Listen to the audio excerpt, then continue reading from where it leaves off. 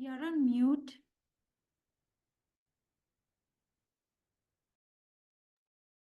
Okay. Thank you, Choe. There we go.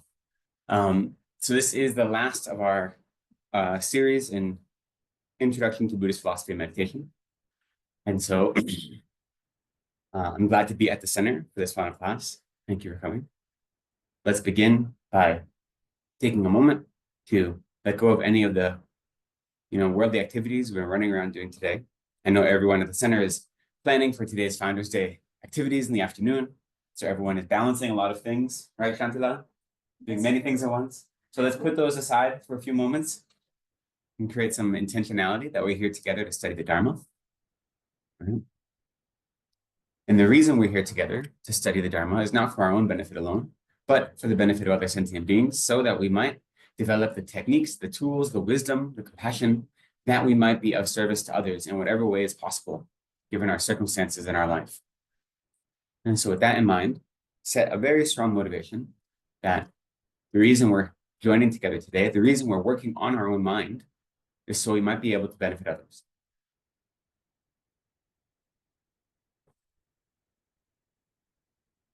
And with that motivation, let's recite some prayers to help cement that motivation so it sustains us through our practice today. So we'll do the same prayers as usual, starting on page 34. The whole book. We'll do refuge and bodhicitta 3 times in Tibetan, once in English, and then the remaining prayers in English. There's no need to do any of these prayers in Tibetan.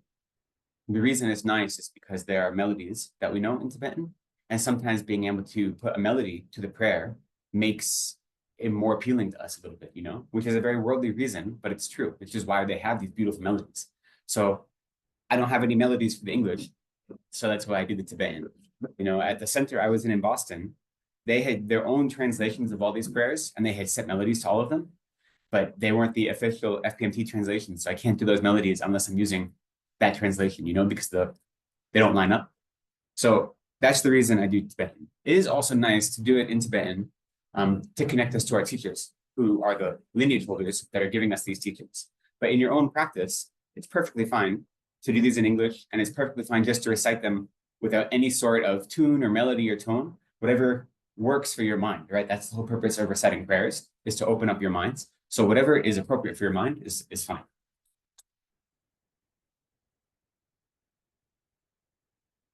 Sangye chiran soki chonam la chanchu paru dagni kyapsu shi dagi jinso gi pe sonam gi shola penche sangye dru parsho Sangye chiran soki chonam la chanchu paru dagni kyapsu shi dagi jinso gi pe sonam gi drola penche sangye dru parsho Sangye chiran soki chonam la jancho baru dagni kyapsu chi dagi jinso gi pe sonam gi drola pinche sangye parsho.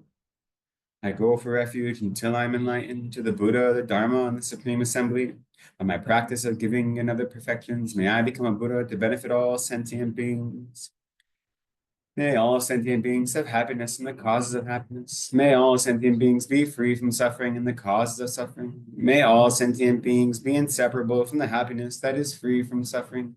May all sentient beings abide in equanimity, free from attachment for friends and hatred for enemies. May all sentient beings have happiness and the causes of happiness. May all sentient beings be free from suffering and the causes of suffering.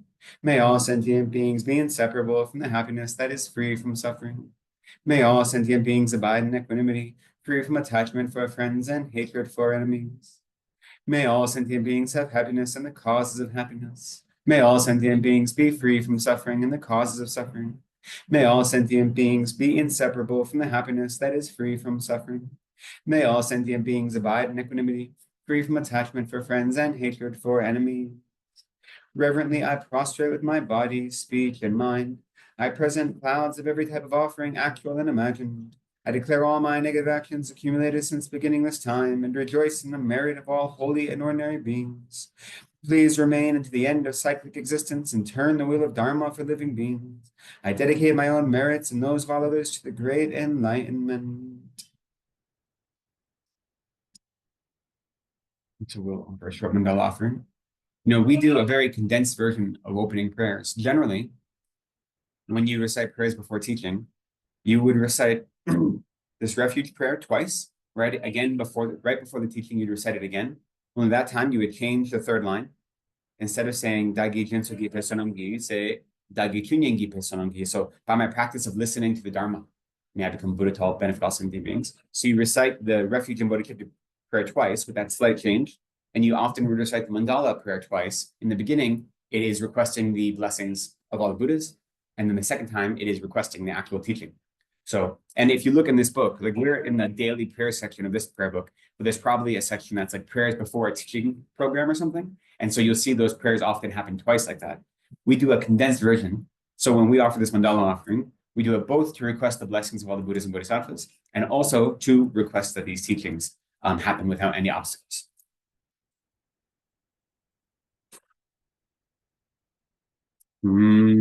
Sa shi ki du xing me tok tram ri rav ling shi ni de gen pa di Sange Shindo Mikte Upai Joku Nama Ashina Shipai Sho. This ground anointed with perfume, strewn with flowers, adorned with Mount Meru, the four continents, the sun and the moon. I imagine this as a Buddha field and offer it. May all living beings enjoy this pure land. Idam Guru Ratna Mandala Kamyayatayami. Continue with the praise of Shakyamuni Buddha, group 73.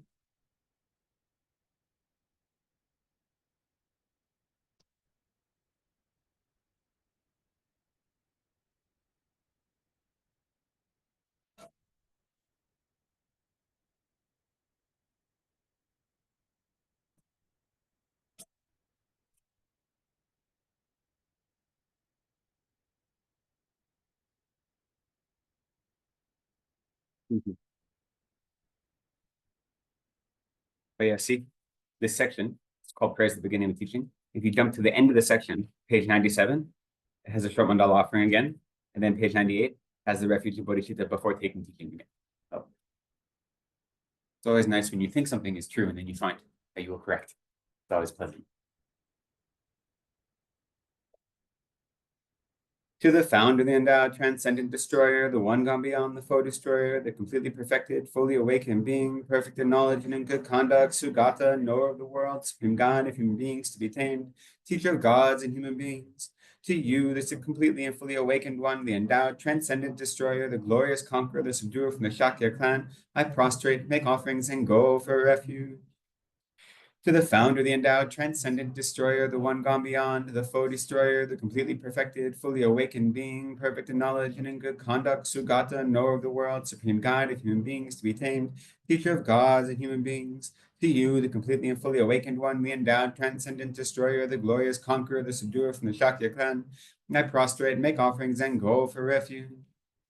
To the founder, the endowed, transcendent destroyer, the one gone beyond, the foe destroyer, the completely perfected, fully awakened being, perfect in knowledge and in good conduct, Sugata, knower of the world, supreme guide of human beings to be tamed, teacher of gods and human beings.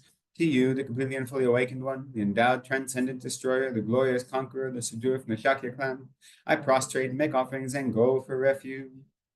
When, O supreme amongst humans, you were born on this earth, you paced out 7 strides and then said, I am supreme in this world. To you who are wise then, I prostrate. With pure bodies, form supremely pure, wisdom ocean like a golden mountain, fame that blazes in the three worlds, winner of the best, Lord, to you I prostrate. With the supreme signs, face like spotless moon, color like gold, to you I prostrate. Dust free like you, the three worlds are not, incomparably wise one, to you I prostrate. The Savior having great compassion, the Founder having all understanding, the field of merit with qualities like a vast ocean, to you, the one gone to thusness, I prostrate. The purity that frees one from attachment, the virtue that frees one from the lower realms, the one path of the sublime pure reality, to the Dharma that pacifies, I prostrate. Those who are liberated and who also show the path to liberation, the holy field qualified with realizations, who are devoted to the moral precepts, to you, the sublime community intending virtue, I prostrate. Homage to the Supreme Buddha, homage to the Dharma refuge, homage to this great Sangha, to all three ever devout homage. To all worthy of respect, bound with bodies as many as all realms, atoms, in all aspects, with supreme faith I pay homage. Do not commit any non-virtuous actions. Perform only perfect virtuous actions. Subdue your mind. This thoroughly, this is the teaching of the Buddha. A star, a visual aberration, a flame of a lamp, an illusion, a drop of dew or a bubble, a dream, a flash of lightning, a cloud. See conditioned things as such. Through these merits may all sentient beings attain the rank of all seeing, subdue the foe of faults, and be delivered from samsara's ocean, perturbed by the waves of aging, sickness, and death.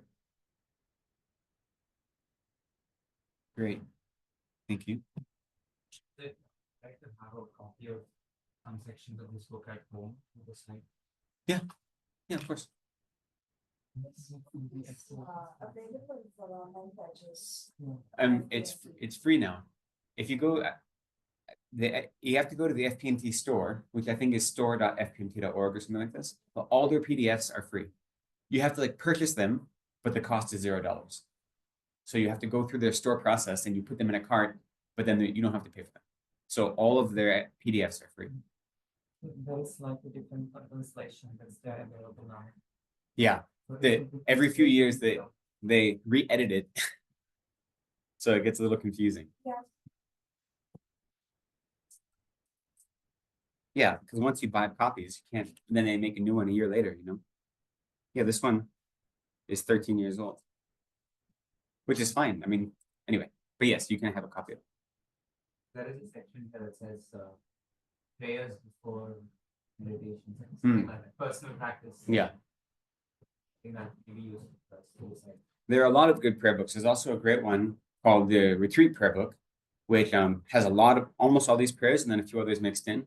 And so if you're doing personal retreat, it just has a lot of good prayers to include. A lot of the way these prayer books are organized are by Lama Zopa's advice and suggestions. So they're often overfilled with prayers. So you can't always do all of them. You can try, but it'd be very difficult. But that's his recommendation. So then, you do different ones on different days like this. And it's part of what I wanted to talk about today. I wanted to talk about, so throughout this 9 weeks, we have been looking at the different aspects of Buddhist teaching and how those philosophies are something we live in our life as opposed to just something we understand intellectually, And it's an interesting thing. I've met a lot of professors who know Buddhist philosophy better than most Buddhists I know. Yet they don't, from the outside, seem to live their life in a way that's in accord with it because they don't identify as Buddhists, but they understand Buddhist philosophy very well because they've been studying it for decades, right? So understanding the philosophy intellectually isn't as useful as having just a small drop of practice, right? We need the understanding because that informs our practice, but it's more important to put it into practice. So we need to find the understanding that works for our minds and then develop it in our lives in a way that's meaningful.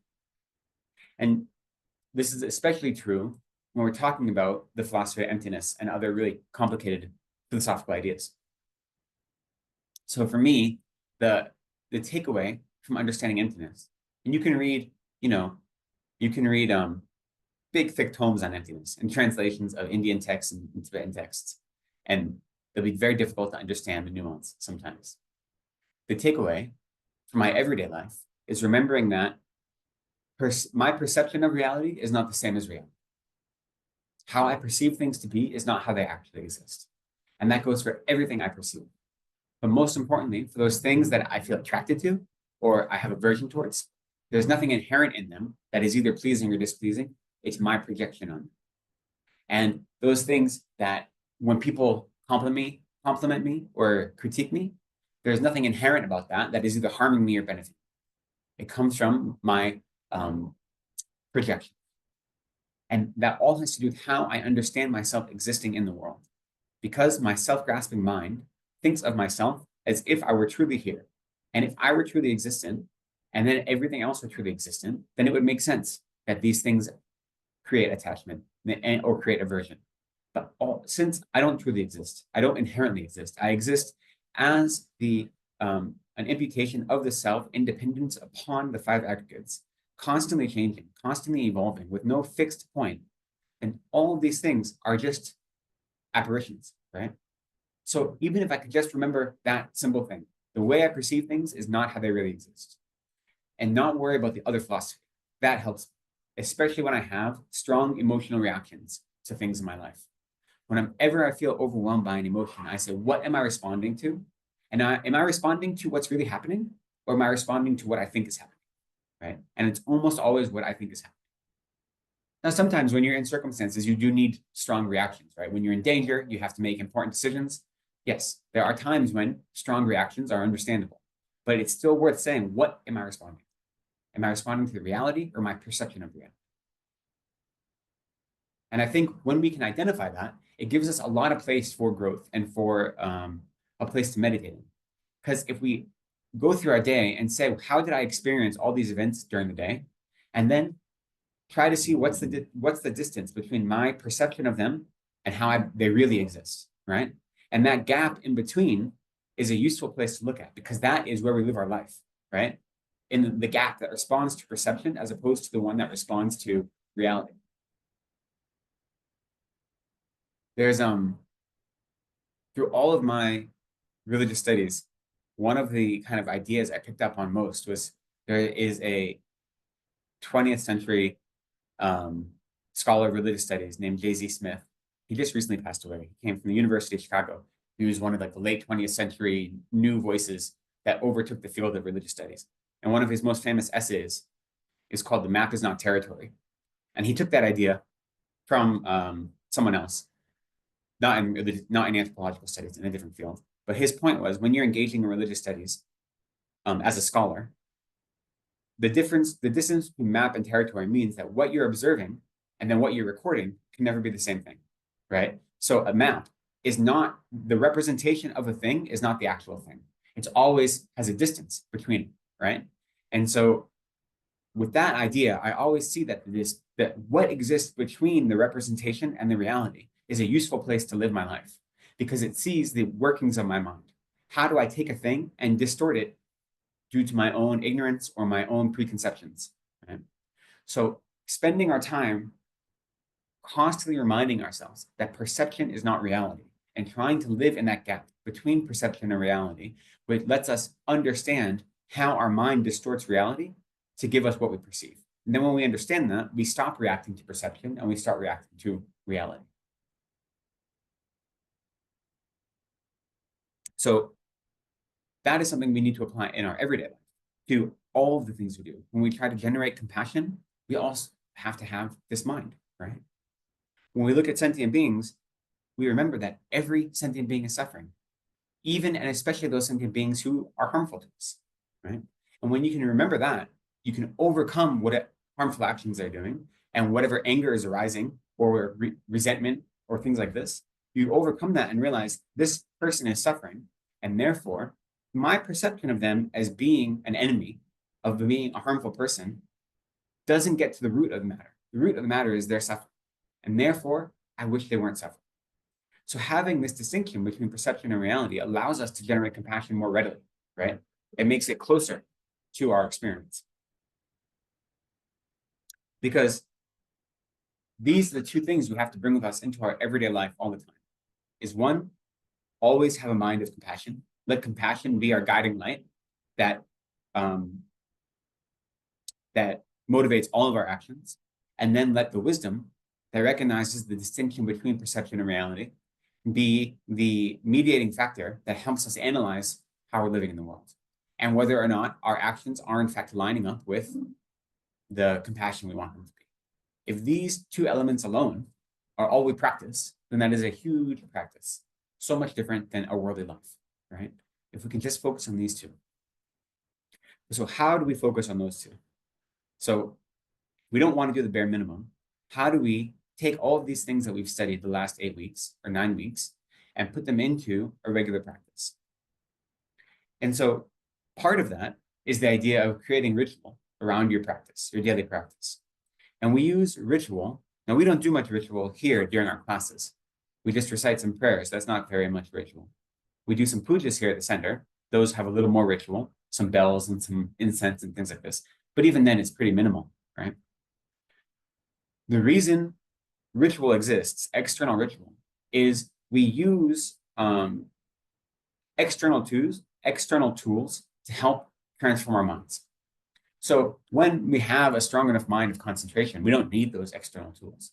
But as we're beginners in the path, they're useful because there's something we can grab onto. Like I was saying, there's something useful about having tunes when you recite prayers, because that draws you to the melodies and that draws you to the prayers in a way that just reciting them may not, right? So that is a type of ritual, using a melody to bring yourself closer to those prayers.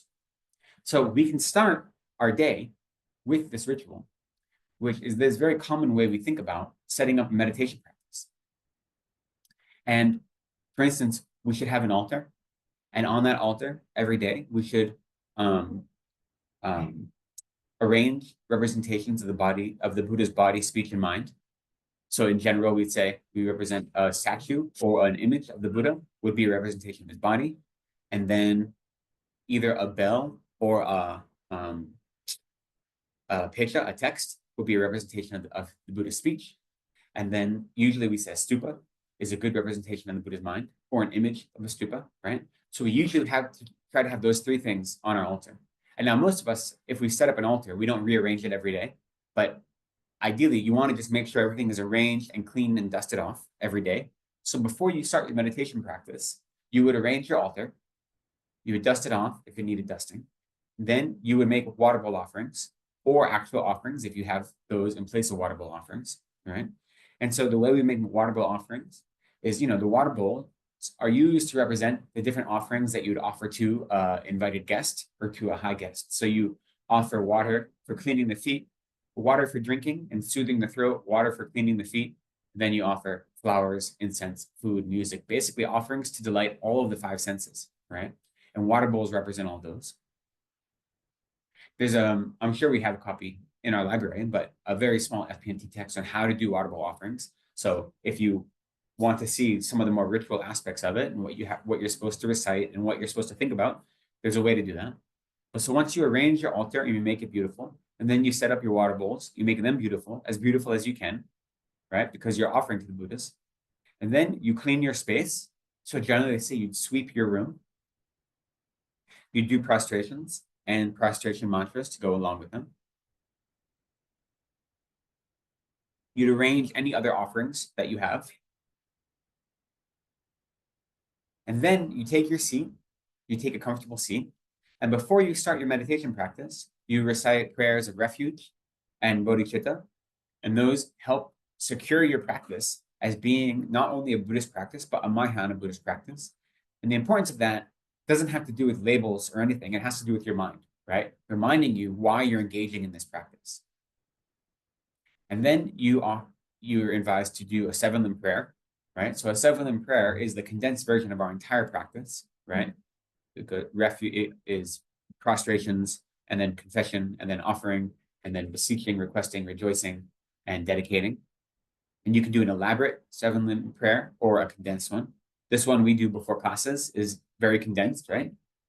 The Ganden Lagyema, which is the Guru Devotion Palamato Kappa, is another type of 7-limb prayer. It follows the 7-limb prayer format. So you can do that if you like. There are others that are much more elaborate.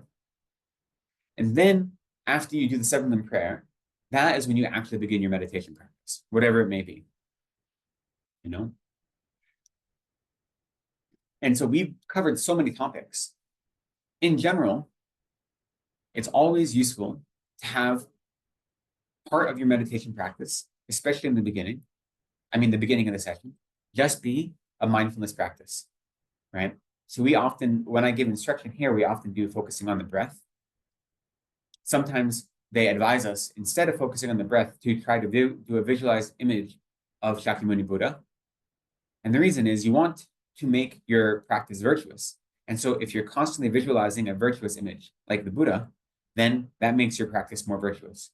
We use the breath because it is neutral and it is easier for us, right? Pavonka says you can actually develop calm abiding, focusing on anything. There are Indians, sadhus, who focus on like sticks and stones and are able to develop calm abiding on external objects in that way. But he said it's much more difficult. And so you should use an internal object.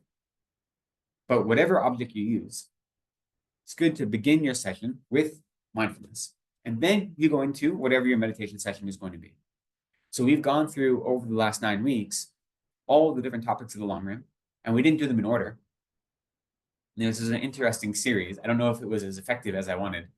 You know, I arranged the topics of our series over these 9 weeks the same way I arrange the topics when I do an introductory retreat, like a 10-day retreat. But the difference between a 10-day retreat and what we did is a 10-day retreat, you're going to 2 sessions a day and you're doing it day after day after day, as opposed to being spread out over 2.5 months. So I don't know if they work together quite the same way in this format, as opposed to the normal Lamrim format. But when you begin your session, once you do some sort of mindfulness, then whatever your session is going to be, it may be focusing on a Lamrim topic, it may be just doing mindfulness, it may be a tantric practice where you're doing a sadhana to recognize yourself as a deity, right? It could be any of these things. That what's important is you're creating a ritual around your experience. So you're not just sitting down and like doing a meditation right away. You're creating space for it, right? So the idea of setting up an altar, setting out water bowls, doing prostrations, doing a few introductory prayers, then sitting down, starting with mindfulness meditation, and then moving on to whatever your practice is. What this is doing is it's creating a space, like a mental and a physical space, that makes your practice ritualized. And that ritual is useful because, again, the point of ritual is to use our external tools to transform our inner minds, right? So that's the whole purpose of it. So, could you repeat the one sentence of, you said creating mental and physical space for, then there will be, for our trucks to come interrupt our classes. Yes. You're creating mental and physical space for your practice to flourish, to develop, right? And some people don't have to. Again, I've told this story many times, but I've seen an account of Dalai Lama going to Norbodinka Monastery, and my friend was just happened to be hanging out there with his friends because he was studying in Dharamsala, and Dalai Lama rolled up to the monastery unannounced without his whole entourage, and they set him up in the courtyard, and my friend's like, "What's going on?" And they said, "Oh, we have some like harmful spirits here, and he's going to do an exorcism to get rid of these harmful spirits that are causing problems at the monastery." And they set up, a throne for His Holiness and all of these ritual elements. And there are a couple of different ways that people do exorcisms depending on the circumstances, but they're often very ritualized. And they involve like peacock feathers and skull cups and all these things. They set all these things up in front of the Dalai Lama, and he just pushes them to the side and sits like this for like 20 minutes. And my friend goes to one of Dalai Lama's attendants who he knew, and he said, "What's going on? I thought he was doing exorcism." And they said, he's meditating on compassion. But His Holiness's practice was so strong that those external things, he didn't need them. And when you see him doing these huge teachings with thousands of people, he does all of the external things because that's for our benefit, right? That's not for his benefit. It's for our benefit. But in this small gathering, when it was just a private thing, he doesn't need any because his mind is above all that. For us, these external things help. So creating a ritual around your daily practice is useful. Some people can just sit down and they're there. Great. If you can do that, excellent. But for most of us, if I want to have a daily practice and I want my practice to live off of the meditation cushion, which means I want to use my meditation practice to then develop such a familiarity with these topics that as I'm living my life, I don't have to struggle for them. They're there. Then creating a ritualized practice around that meditation is useful because it makes the familiarity come more quickly. I recommend, if you have time, to try to meditate twice a day. And in the morning is often the best time to meditate because you're fresh and you haven't gotten through all of the stressful things that you do throughout the day, even if it's only for a few minutes. And then in the evening, what I like to do is review my day and do a quick like analytic meditation that says, what happened throughout my day? And did I react to it in a way that was appropriate and in line with what I believe to be like the way I want to live in the world? Or was I chasing the 8 worldly concerns? Did I let myself be overwhelmed by negative emotions or not? You know? So I like to have that analytical kind of time at the end of the day, kind of like a decompression, you know, or post-mortem, as we said. You know, I try to analyze my day. When you study the teachings, the 8 worldly concerns and the Lojong teachings, they talk about at the end of the day, was it Geshe Ben? It's probably Geshe Ben. All these poor Geshe Ben is always the one, you know, who's always doing things wrong. But he would talk about a meditation where he'd have a pile of white stones and a pile of black stones, and he'd go through his day, and every activity he did, if he realized it was chasing one of the 8 worldly concerns, he'd take one of the black stones and make a pile. And if he realized it was avoiding the 8 worldly concerns, he'd take a white stone. And at the beginning of this practice, he only had like a mountain of black stones, but then the more he practiced, eventually it was more white stones than black. And so he did this practice every day. And so that's the kind of, I like to do something like that. That's just saying, was it Dharma? Were my activities today Dharma activities, or were they worldly activities? And this isn't a way to chastise myself, right? It's not a matter of beating myself up or feeling guilty, but it's just a matter of being honest and saying, I tried today and I didn't do what I wanted to. So then I'm going to make a resolution to try to do better tomorrow, right? And I can develop a mind of regret, but a mind of regret and a mind of guilt are different things. A mind of regret is recognizing that I didn't live up to my potential and wanting to do better. Mind of guilt is saying, I'm a bad person, I'm such a failure, what's the point, right? And that's not useful, right? That's not useful at all. So we have to be careful of that. Now, I don't know about the Indian context, but in the Western context, and especially with different Christian communities, guilt is like a big thing. And like you are taught very early on that if you do anything wrong, it's because you're a bad person.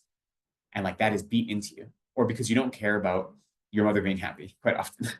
Mothers are very good at making their children feel guilty. And it's not a useful mindset because it doesn't actually encourage you to transform in a virtuous way.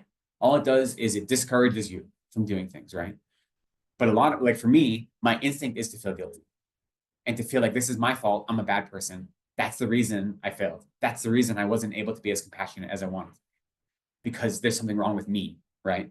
That's just my instinct because of the way I was raised and the culture I was raised in. So you have to fight against that instinct if you have it and find that distinction between, okay, you know, shame and embarrassment are a mind of regret when you engage in negative actions, either in front of other people or by yourself. That's the distinction with shame and embarrassment. Both of those are types of regret that are beneficial because they encourage you to then engage in virtuous action in the future, right? So if you find that your guilt or your shame or embarrassment are causing you not to do something, if you're holding you back, then you have to analyze it. But regret, when pointed towards non-virtuous actions, is useful because it encourages virtue.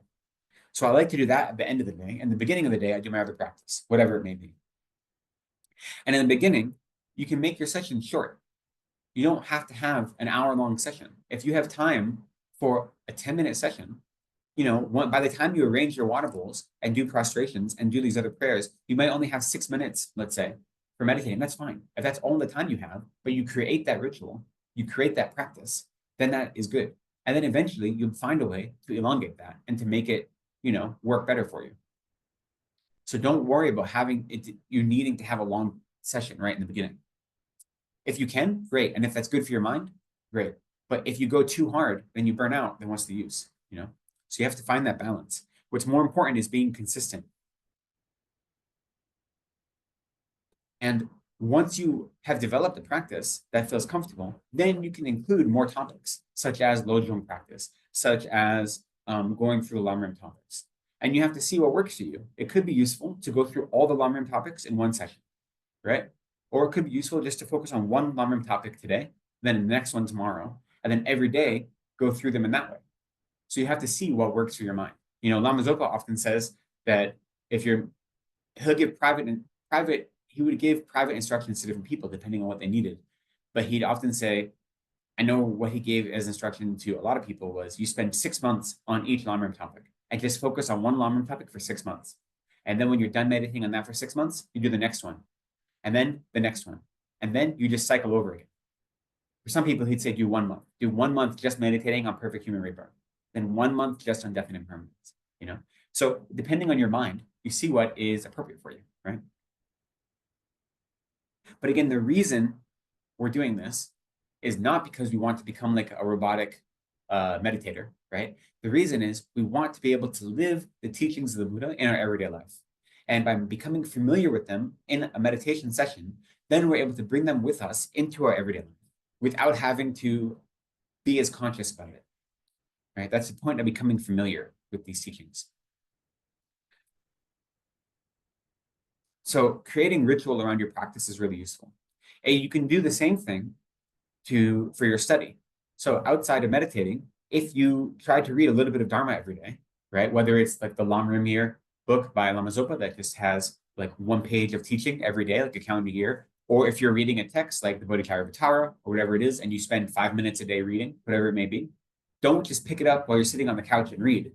Try to create a practice around it where you set intentionality, you set a motivation, you set refuge in bodhicitta, 7-limb prayer, maybe do prostrations, and then you read, you know? So you create a practice around it to kind of, for our minds, what we're trying to do is separate this spiritual activity from our everyday life, right? And once we do that, then we integrate. Like that's the hard thing to wrap your mind around. In the beginning, we need to separate them because we don't want the worldly intentions to be mixing in with our spiritual practice, right? But so we separate them, we create a ritual that helps tame our mind. Then, once we have some familiarity with them, we bring those into our everyday life and integrate. Because that is, in the end, what's most important.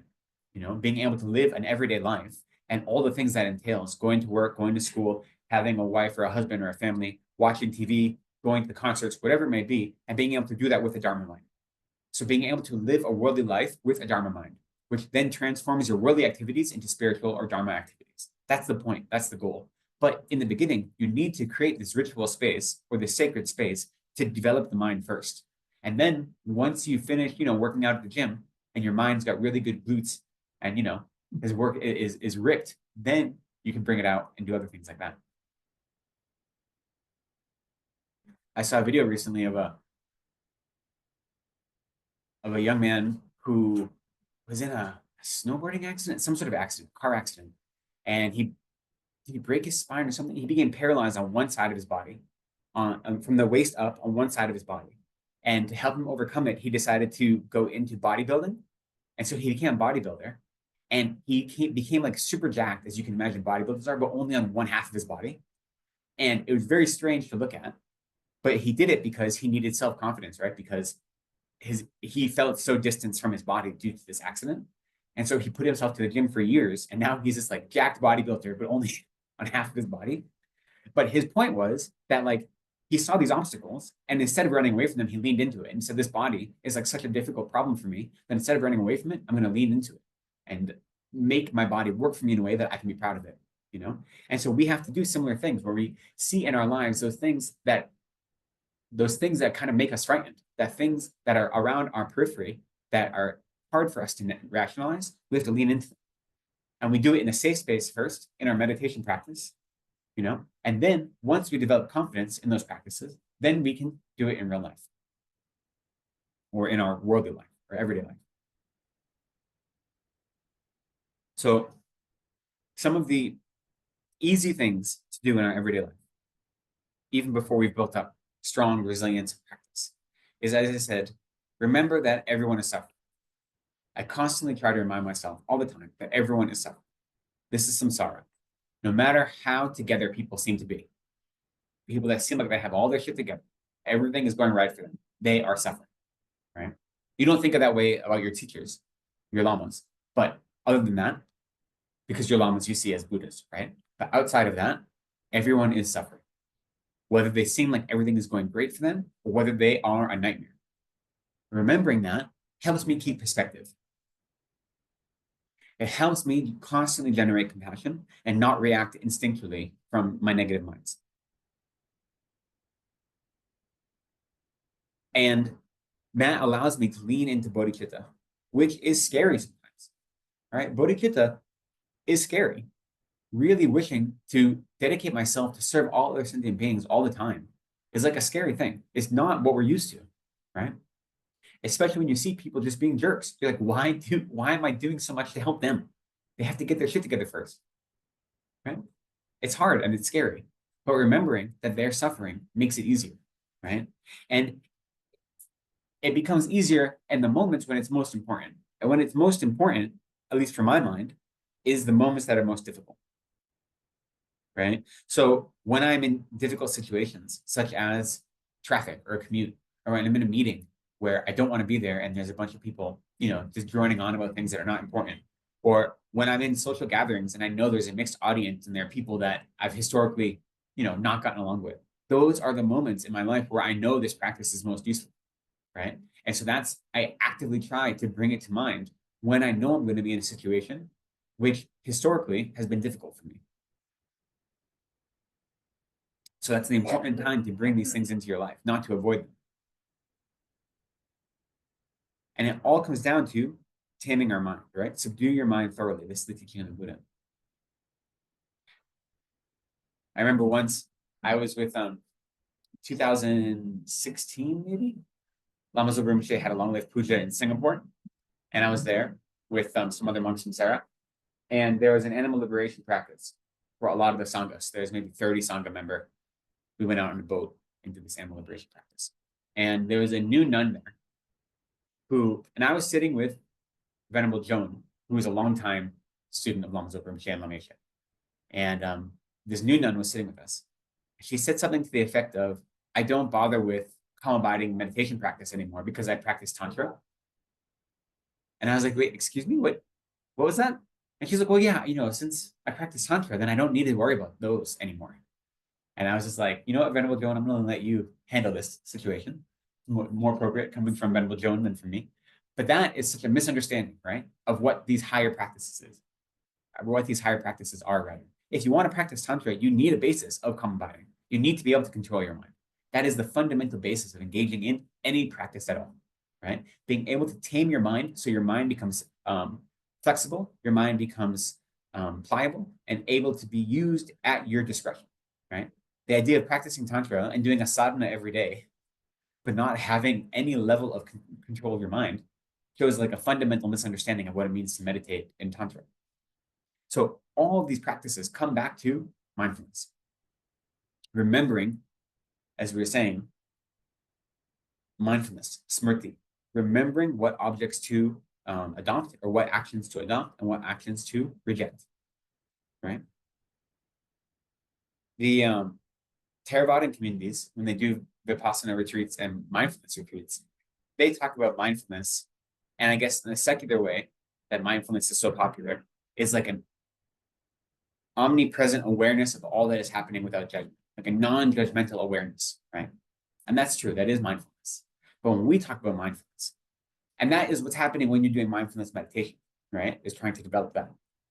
But mindfulness itself is an awareness and a remembrance of what actions are appropriate to take and what actions to reject, what's to adopt and what to reject. It's not just non-judgmental awareness, right? That's a portion of it. But if you don't remember the object of your meditation, if you don't remember how to behave, then non-judgmental awareness is not much more than like zoning out, right? It's still better than quickly reacting judgmentally, right? That's important. It helps you see the inner workings of your mind. It's useful. But we say that it's not quite enough. And if you look even at the etymology of the word drempa in Tibetan and smrti in Sanskrit also are used to reference memory. It's the same word. Drenche, a mind of remembrance, a memory, is drempa, is mindfulness. So all of our practices throughout the day come back to mindfulness. And so having a mind of compassion and bodhicitta, and especially having a mind of rejoicing, celebrating when other people succeed, celebrating when other people have virtue or practice virtue, and even when they have worldly happiness, right? I know our goal is not to experience worldly happiness, but in samsara, even worldly happiness is rare. So when someone has worldly happiness, we can celebrate them. We celebrate it without accepting it as being ultimate happiness, but say, good for them. I'm glad that they have this moment of respite. And that mind of rejoicing, right? What that does is it cultivates a predilection for virtue. It leans you towards ultimate happiness, which is a result of engaging in virtuous behavior, right? And it's especially important when you cultivate a mind of rejoicing, when it's at your expense, when that's the hardest. So if you and I are going up for the same promotion and you get it, not me, having a mind of happiness at your success, even though it came at my loss, is really important because that combats greed and jealousy, right? So it's a way to combat our ego and our self-character mind. So not only are we leaning into virtue, but we are leaning away from jealousy, greed, ego, right? And that is critically important. So the mind of rejoicing, always finding joy at others' success, especially at their virtue, but including their worldly happiness, when it's virtuous, right?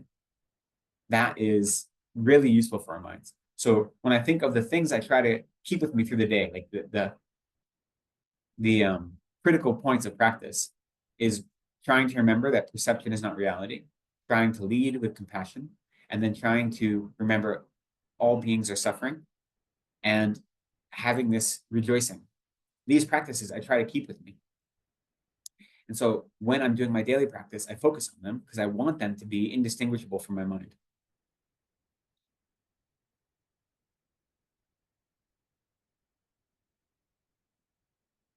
Other ways you can bring your practice into your everyday life that are useful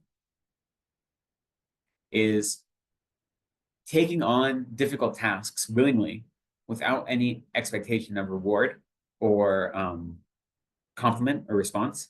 And this can be very simple things, such as, if you have a partner or you live with other people, you always clean up after dinner, you wash the dishes, you do the laundry, these boring household tasks that no one really wants to do, you just do them, right?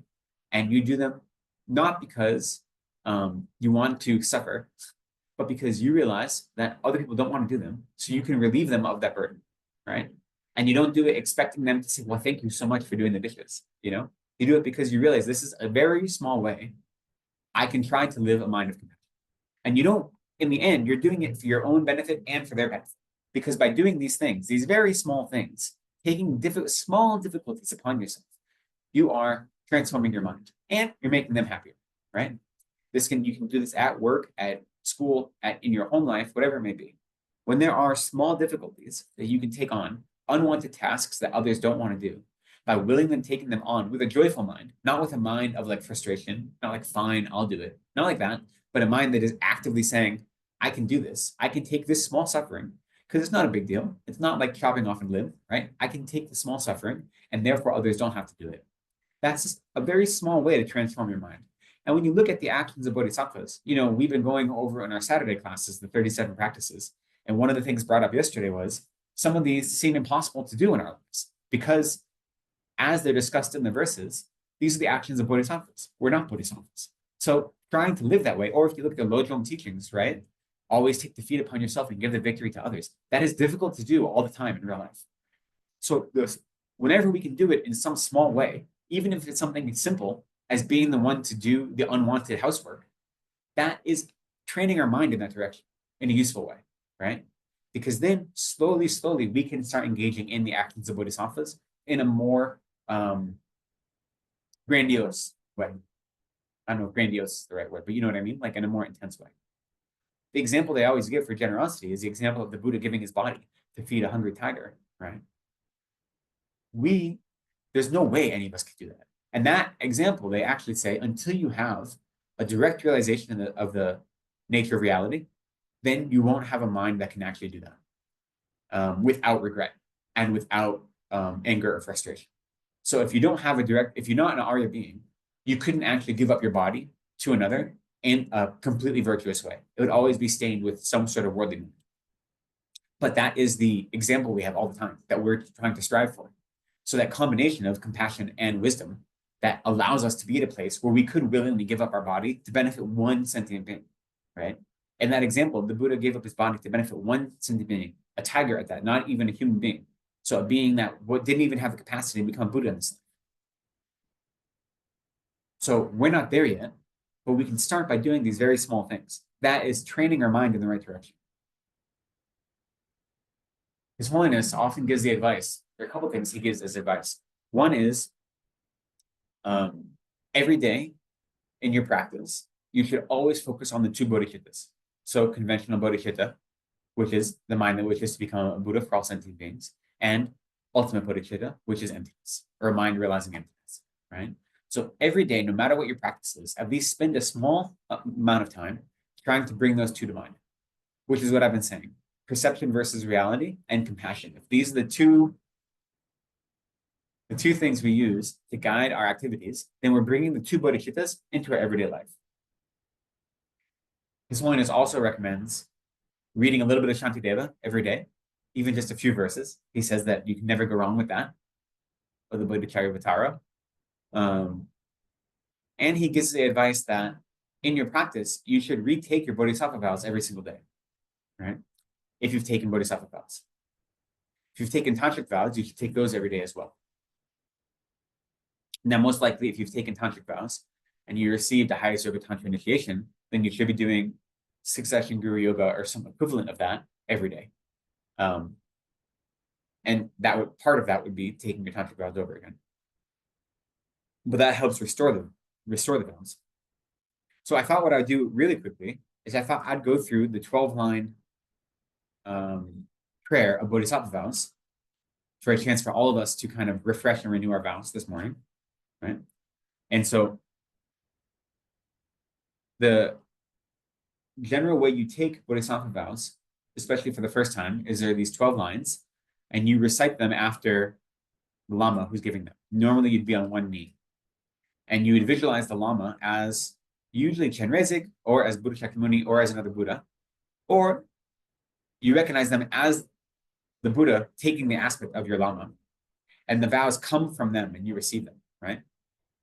That's the general way you do. Now, you can also receive the bodhisattva vows for the first time directly from the Buddhas. So you don't have to receive them from a Lama, right?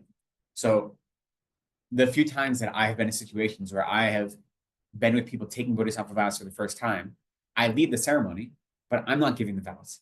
It's the Buddha's giving the vows, and I am just saying the words to help people along. You know what I mean? And so even if you've never taken bodhisattva vows before, you can take them if you have the right mind, that you visualize, especially Chenrezig in front of you. There we go. Chenrezig over here. Avalokiteshvara. There's probably more than one here. Oh, right there. There you go. Another one. And you visualize the vows coming from Chenrezig. So I thought we'd do that right now. I will recite the lines, and I'll do one line at a time, and you can recite after me. Okay? So this is not me giving bodhisattva vows, to be very clear. This is, I believe you probably all have taken them already, but even if you haven't, this is you can either visualize yourself taking the vows and receiving them from Avalokiteshvara, or it's just a refreshing of the bodhisattva vows in your mind. And if you don't have the vows, just a refresher of the commitments of bodhisattva. Okay? So this is a 12-line prayer that you can recite every day. Now, if you do if you have a tantric practice where you do some sort of sadhana every day, this is probably included in that. You know, sometimes there's a 6-line version, and then the other parts get mixed in with your sadhana. So you see, when you start doing daily commitments and you add on more and more commitments, there's a lot of overlap. And so once you see that overlap, you don't have to do all of the individual pieces because many times they're repeating themselves. It's still good to do them individually if you have the time. But sometimes, you know, if you have a 45-minute sadhana practice you have to do every day, adding another 10 minutes of prayers on top of that you've already done more than once can be hard if you're living a worldly life, right? So you find that balance. But this is a very short prayer. It's very useful. And His Holiness does recommend reciting this every day. So I think it's a good thing. But again, when we recite these prayers, it's not a matter of just saying the words, right? It's a matter of experiencing the meaning. And the words are just a vehicle for us to experience the meaning, right? That's the point of them, to develop a mind that is inseparable from the meaning of these prayers. So with that, we'll recite this 3 times. And in general, when you're renewing your vows or taking vows for the first time, at the end of the 3rd recitation, especially when you're renewing or taking vows, you visualize whoever is giving the vows, so it would be Chenrezig or your Lama, that the vows actually are emitted from them in a form of white light that absorb into your body, and you actually have the vows at that point. So at the end of the 3rd recitation, then you have the vows. They're part of your mental continuum, right? So you actually do that visualization. It's not just recitation, it's also visualization. So you can repeat after me. I go for refuge to the three jewels. I confess individually all my negativities.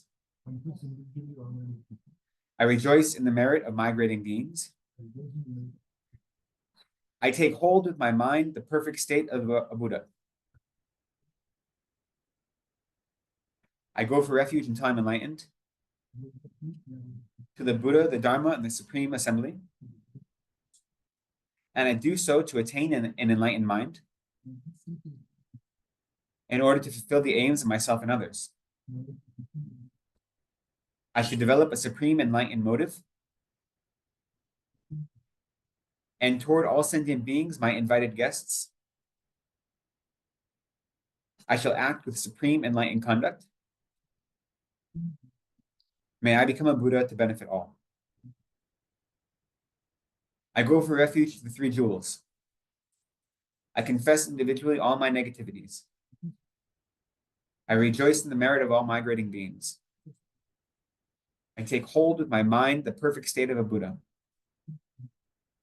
I go for refuge until I'm enlightened to the Buddha, the Dharma, and the Supreme Assembly. And I do so to attain an enlightened mind in order to fulfill the aims of myself and others. I should develop a supreme enlightened motive, and toward all sentient beings, my invited guests, I shall act with supreme enlightened conduct. May I become a Buddha to benefit all. I go for refuge to the three jewels. I confess individually all my negativities. I rejoice in the merit of migrating beings. I take hold with my mind the perfect state of a Buddha. I go for refuge until I'm enlightened to the Buddha, the Dharma, and the Supreme Assembly. And I do so to attain an enlightened mind. In order to fulfill the aims of myself and others, I should develop a supreme enlightened motive, and toward all sentient beings, my invited guests, I shall act with supreme enlightened conduct. May I become a Buddha to benefit all. So reciting that every day helps refresh our bodhisattva vows. You know, there are 18 root bodhisattva vows, 46 secondary bodhisattva vows. There's quite a few of them, you know. I think I've done a class of them here. I believe I have. Yeah. If not, maybe we can do in the future. There's a great, in the FPMT, again, if you go to FPMT website, this is one of the PDFs you can download. It's just taking the bodhisattva and tantric vows. So it's just that short prayer, as well as the short prayer you can recite every day for the tantric vows if you've taken them. And then there's the bodhisattva vows, which explains the 18 root vows and the 46 secondary vows. So you can study them on your own very easily. This is the teachings by Lama Zopa that have been condensed into these commentaries. So these are both very useful. And then if you do have tantric vows and you practice six session Guru Yoga, the point of six session Guru Yoga, when you do tantric vows, you have the 19 samayas or commitments, and then you have the 14 root vows, and then between 19 and 21 secondary vows, depending on what source they come from. The difference between the vows and the commitments are things you actively do every day. They're prescriptive actions, and the vows are proscriptive. I won't do this and that, things you avoid. And so when you take tantric vows and you take the 19 commitments of the 5 Buddha families, then there are certain things you're supposed to do every day. And in general, we say you can do the 6 session Guru Yoga practice because that takes all of those commitments and it puts them into one practice. So you can do it. But if you want to understand them better, the Samayas of the 5 Buddha families is another text you can get from FPMT that explains what those are. And I believe that there is a commentary on the 6 session Guru Yoga as well. And the point of vows, right? The point of doing these prayers to refresh our vows. You know, the purpose of vows. Vows are things that we hold in our mind, in our mental continuum, that energize our actions.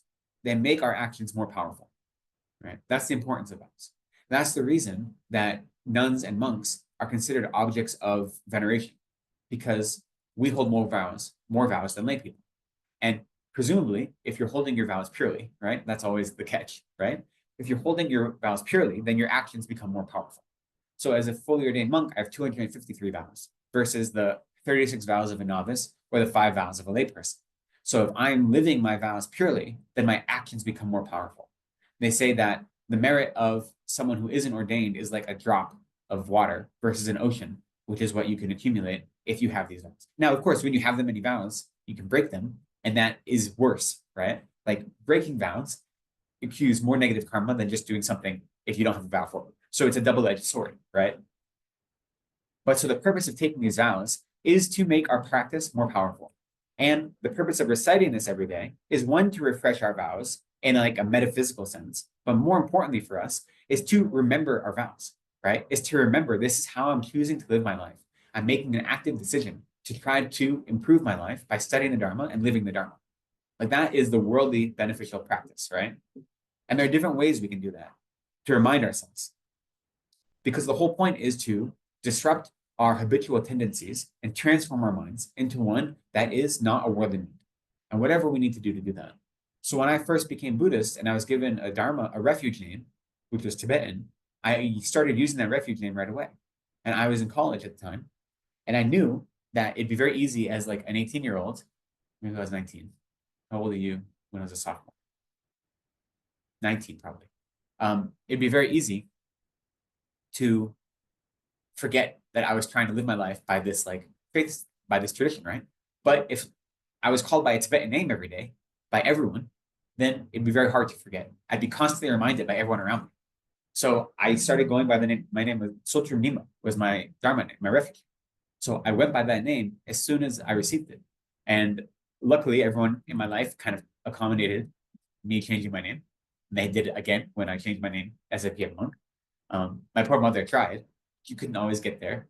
She'd be like, and have like 4 or 5 names come out before she can get there. But she tried, you know. But for me, that was a very simple way I could remind myself constantly that this isn't like, this is something I'm committing myself to. And having people call you by a Tibetan name doesn't mean anything, right? But for me, it was just a reminder that so for me, that was a useful way. So you can find things in your life that are reminders, a touchstone to remind you that this is something you're doing. It could just be like having a mala that you wear with you every day or you keep with you. Or it could be having a small statue or image of the Buddha with you in your car or something like this, you know? Anything like this, that when you see it, it reminds you, wait, I've made a commitment to live my life in a way that is not the same as a worldly life, to transform my mind from a worldly life into a spiritual life. And I'm not a Buddha yet, I'm not a Bodhisattva, but I can still strive to do that. So you have to find ways in your life that help you remember them, you know? Creating a ritual practice in the morning and in the evening helps make your day, it bookends your day in spiritual practice to make it easier. But you have to find whatever techniques are useful for you. You know, this is 21st century. We have to be 21st century Buddhists. And so what do we need to do to allow our Buddhist practice to be part of our everyday life? That's the important question. And there's not a one size fits all. I will say from my side, I don't think it means we need to water down the Dharma or change the Dharma to meet 21st century monks. I think there are a lot of teachers I've met a lot of Westerners and Western teachers who say that the Dharma was taught thousands of years ago, so we have to change it to accommodate Westerners and 21st century monks. I don't think that's true. I think that we have to recognize the context the Dharma was taught and then realize that it's not the same context, but the Dharma is the same. The Dharma doesn't need to be changed, but how we apply it may look a little different. That's not the same thing as changing the Dharma. And as soon as you start thinking, well, I can water down the Dharma, then you start picking and choosing the parts that you like and discarding the parts you don't like. And what happens is you're not practicing Dharma. All you're doing is engaging your worldly mind. Like, these are the parts that make me feel good. These are the parts I don't like. So I don't believe that. I think we need to lean into the whole Dharma, but realize that the way it's going to look in our lives isn't the same. And for that matter, the way it looks in my life isn't the same as the way it looks in your life. I live in a monastery. Like, I have so fewer obstacles than you do. I don't have to have a job. I don't have a family. I mean, I have a family, but not ones that I'm responsible for. I have a, sister, brother, and nephews and nieces. I'm not responsible for them. I don't have to put a roof over their head or make sure they have food. This is my life. I study Dharma all the time. and then I come and then once in a while I share it with people. Like that's much fewer obstacles than any of you have. So the way I live Dharma every day isn't going to look the same as the way you live Dharma every day. But ideally, the internal practice is the exact same, right? But the way that manifests is going to be different due to our environment, our circumstances.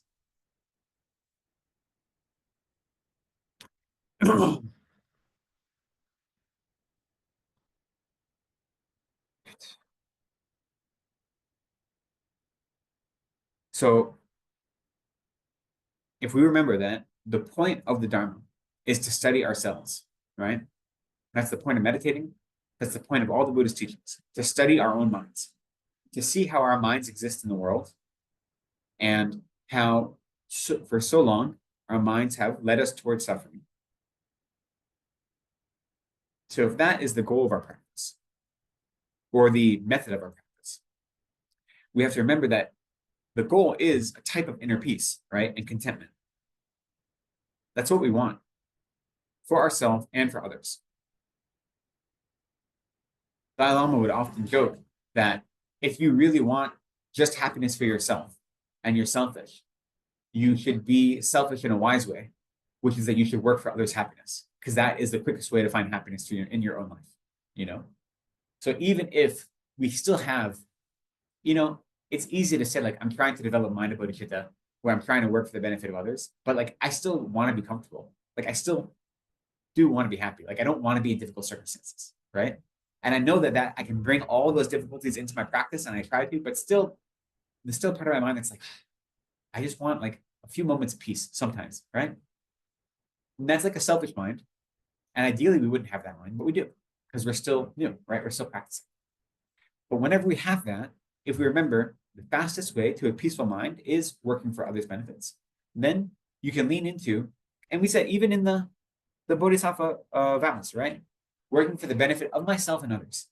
Myself and others. There's two aims. This aim of the self and the aim of others. We do both simultaneously and recognize that by serving others, we're serving ourselves, right?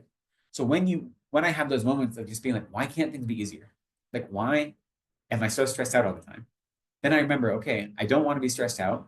I want things to be comfortable. And the way to get that isn't to push away others and isn't to try to accumulate things for myself, is to do what I can to help others due to my resources, my circumstances, right? Whatever that may be. Everyone has different circumstances, so not everyone can do the same type of external actions for others.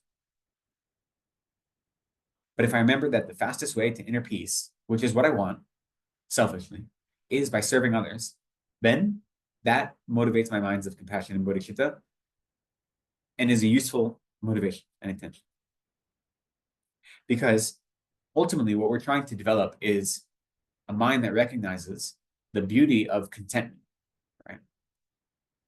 Contentment being the recognition that no matter what happens in the world around us, whether there be really, whether we win the lottery or whether we're in a car accident and are paralyzed, our mind isn't going to be disturbed by it.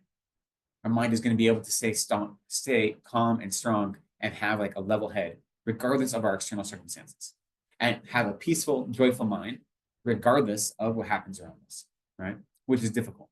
But that mind of contentment is the most beautiful type of mind because it never allows your emotions to overwhelm you.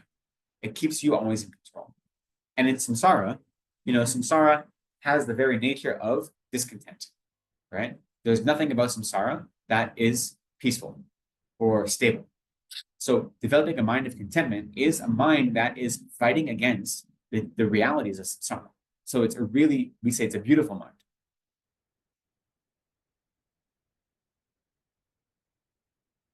For me, what that reminds me of is there's a great memoir I read maybe last year or the year before called Difficult Beauty by Choe Cooper Jones. And Choe Cooper Jones is a journalist and she is disabled and she's a disability advocate. And I don't remember what her disability is. I don't remember the name of it. It's very, very rare. Like she's missing part of her spine, basically. And it causes physical deformity, but also like severe chronic pain. And most people with this don't live past the age of 2 or 3. And now she's like in her 40s and doing this work. But so this book, Difficult Beauty, he talks about how the things that we accept as beautiful are usually very simple. Like a sunrise or like a field of flowers. And that kind of beauty is transient and not very meaningful in the end of the day, because everyone just looks at it and your first instinct is, oh, that's beautiful. And she says that there's something to finding beauty, which she calls difficult beauty, things that aren't your first instinct to see them as beautiful, right? But to find that difficult beauty means you have to do the work, that it's not just given to you. You're doing the work to find the inner meaning of a thing and how you relate to that thing. And by doing that, you create the beauty, right? Because you're creating that relationship and you're discovering beauty in something that other people would overlook because they are only dealing with the very surface things that are being handed to them, you know? They're like going down a buffet, whereas you're making like, you know, you're making a meal. So when I think of contentment and when I think of trying to develop a mind of contentment in the middle of samsara, I think of difficult beauty and how contentment doesn't just come to us, right? Those moments where you can be at a spa with really, you know, with peaceful music playing and really nice lighting and everything is beautiful, like that contentment is nothing. That's surface level. Like, great. If you have a chance to go to a spa and experience that, great. I'm not saying don't do it, but like that's easy, right? When you put yourself in an ideal situation, of course you're going to have contentment.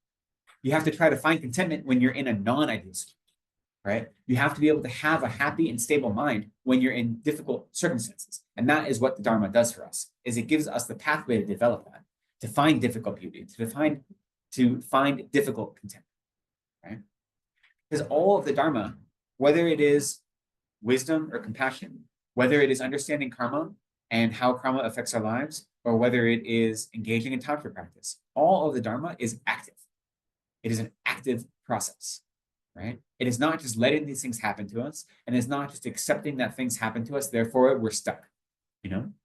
We accept that things happen to us for different reasons, but then that motivates action, right? It's always an active process. The Dharma isn't just about like covering yourself under the covers and just letting bad things happen. Dharma is active all the time.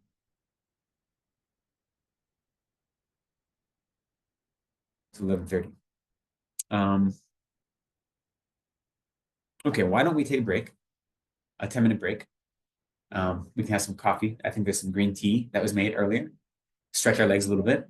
Then we'll come back and do a brief meditation. I had planned on doing an overview of Tantra today, but I think we won't get to that. Maybe, we'll see. We'll see what we do when we go back. How's that? Okay, so let's take a quick break. Thank you.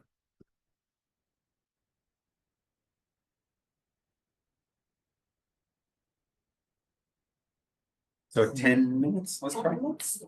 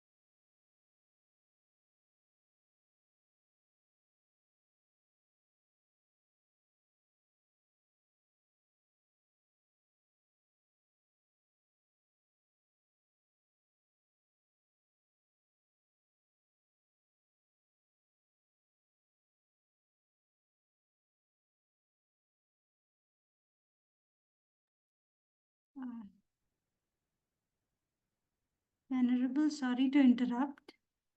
Hello? Hello?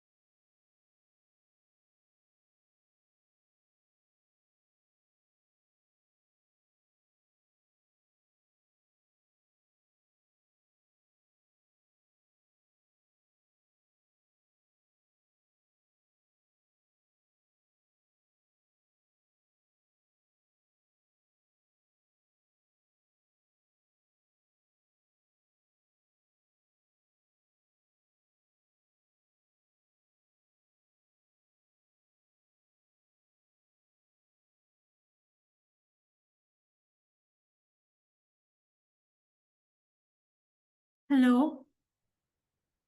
I'm not able to hear.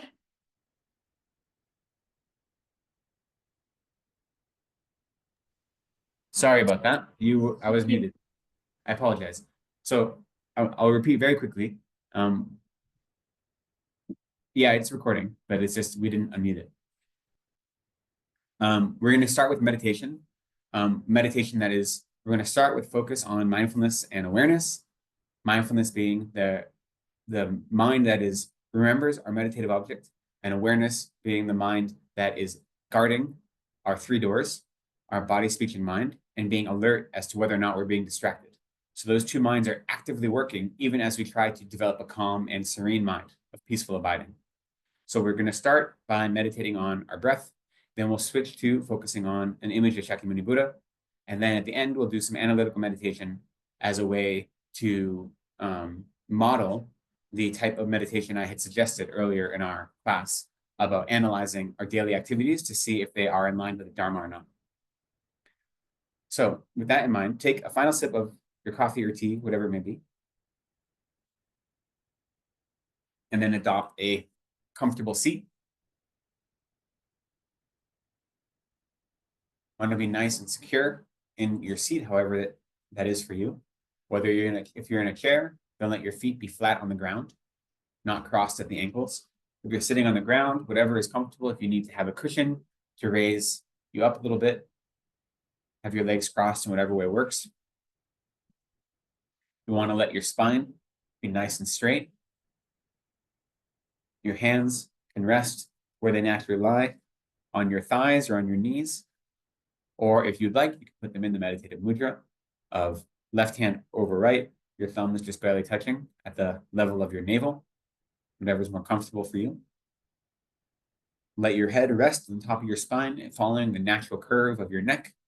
So you're not tucked in like this, you're not lifted up, just letting it be natural and comfortable. Allow your jaw to be nice and loose and relaxed. It'll probably hang open a little bit. Allow your tongue to rest on your hard palate behind your teeth, behind your upper teeth. This is the most awkward part of the meditation posture for new people, I think, is aligning their tongue because it feels uncomfortable and forced, but it's very useful. It helps you breathe. It helps your breath not get caught up, and it helps prevent saliva from pooling in your mouth. And then allow your eyes to be half open and your gaze following down the tip of your nose to the space in front of you, a few feet in front of you, maybe 1 meter or so in front of you. But your gaze is not fixed. It is not focused on any one object. It's just loose resting in that place. And once you have this posture, or whatever posture is equivalent to this and comfortable for you, allow your breath to fall into its natural rhythm.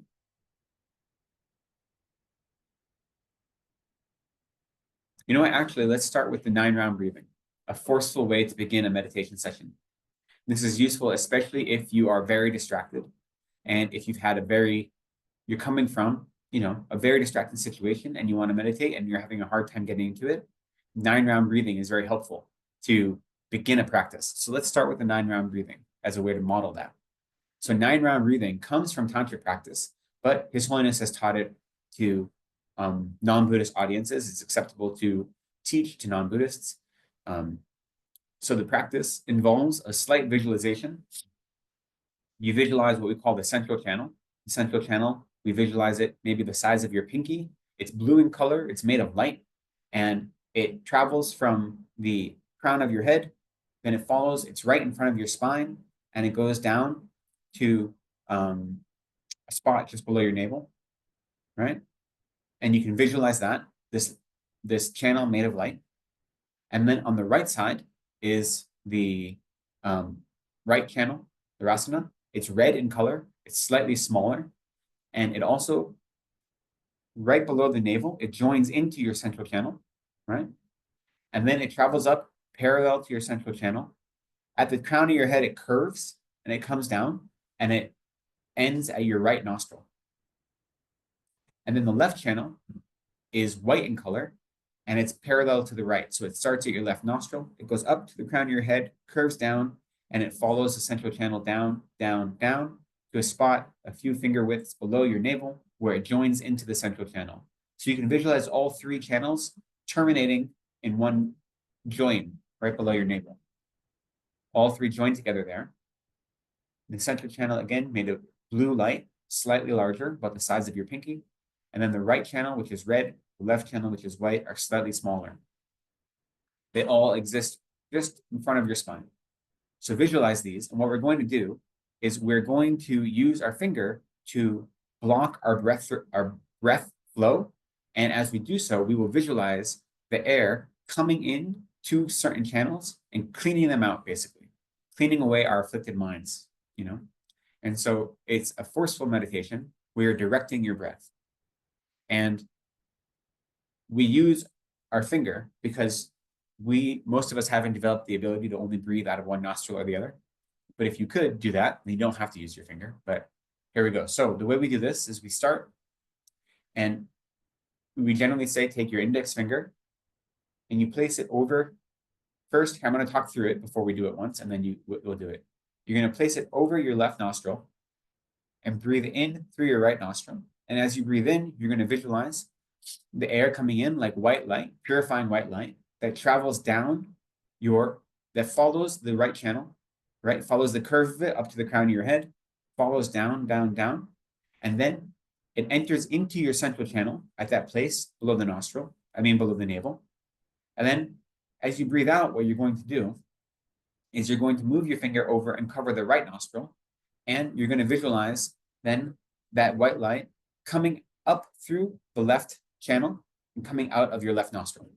And as it does, it's cleaning out all of the afflicted minds that are causing blockages in your channels. You can visualize them as black smoke if you like, right? And so we do it 3 times like that, breathing in through the right and out through the left. And then we do 3 times, breathing in through the left and out through the right. And then we do 3 where we breathe in through both and out through both. And that's why it's called 9-round breathing, because there's 9 breaths we take. So unlike normal, when we allow our breath to follow its natural rhythm, what we're going to do is be very focused with our breath. Okay, we're going to breathe in, then we're going to hold for a moment, and then we're going to breathe out. And I'll talk us through all of that. So we'll begin by breathing in through our right nostril, which means we put our finger over our left nostril. Okay, and so breathing in through the right nostril, visualizing the breath as it fills our right channel, holding as the brilliant white light of our breath moves over to our left channel, and now breathing out through our left nostril, purifying away all negativities, settling our mind. Now again, breathing in through the right,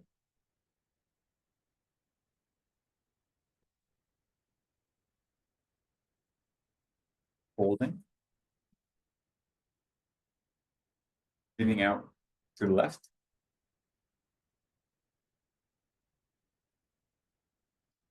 Visualizing all your disturbing minds exiting your body, being washed away. One more time, breathing in through the right nostril. Visualizing white light traveling down the right channel. And now breathing out through the left. As that white light pushes away all of your afflicted minds, purifying all of your obscurations. Now breathing in through the left nostril this time. The same visualization except reversed. Breathing out through the right.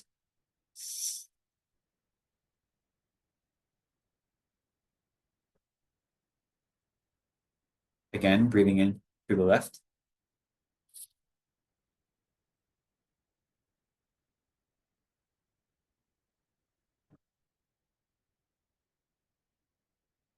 Breathing out through the right.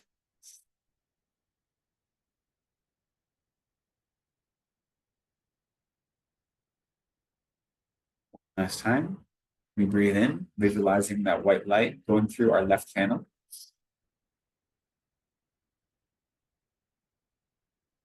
Crossing through our central channel into our right channel. So we breathe out through the right.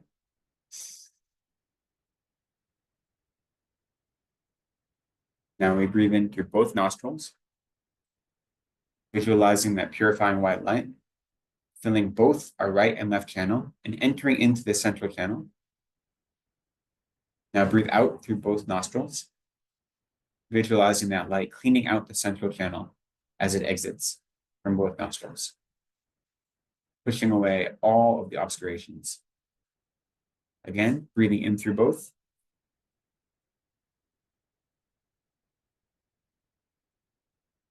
Holding. Breathing out through both.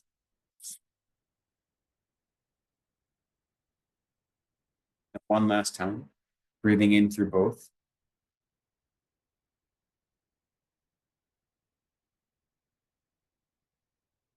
And now breathing out through both nostrils. Eliminating all of the imperfections, the purifications, the afflictions that are clogging up your subtle body. And now allow your breathing to fall into its natural rhythm. Allow your awareness to focus simply on the breath for a few moments.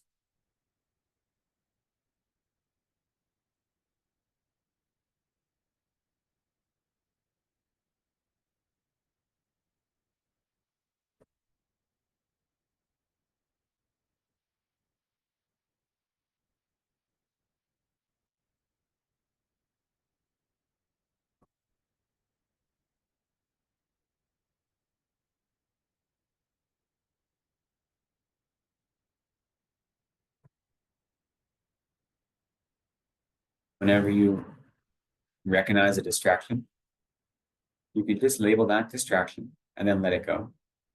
There's no need to hold on to it, whether it be an internal distraction or an external one. There's no judgment, there's just recognition and then release.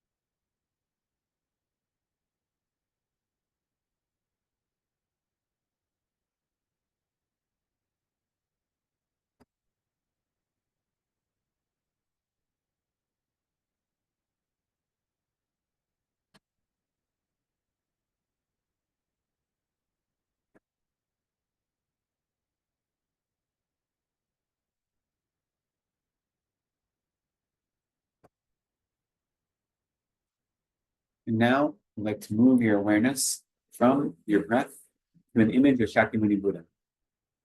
So visualize Shakyamuni Buddha in the space in front of you.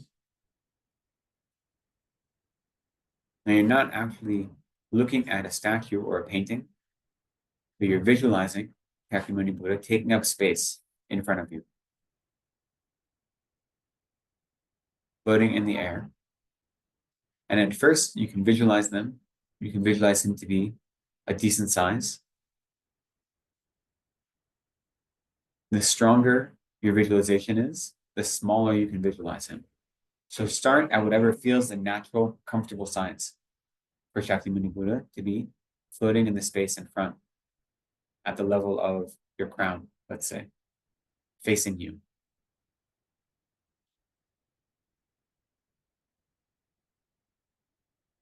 And at the beginning, you can just visualize the shape of Shakyamuni Buddha, right? The general shape of his body, the color, golden color skin, saffron color robes.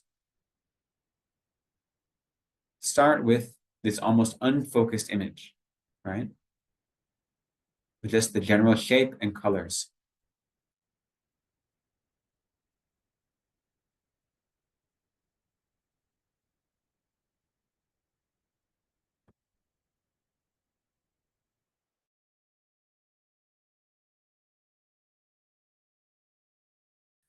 The mind of confidence, the mind of respect and prostration, to the mind of refuge. They can fill your awareness as you have this visualization of Shakyamuni Buddha. That's appropriate.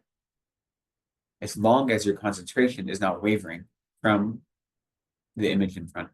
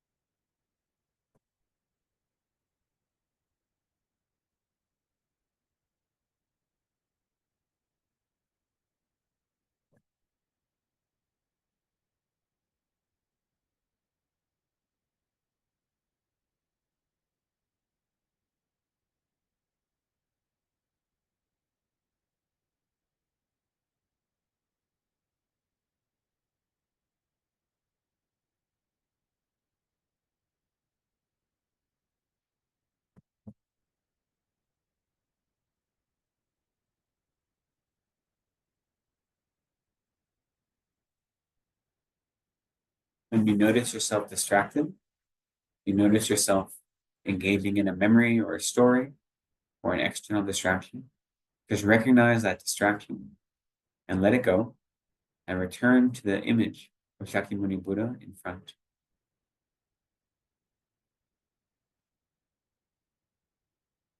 And as you feel comfortable, you can let that image come into greater focus. So instead of being a blurry image that is just the general shape, now there's some more focus. You can see his facial features.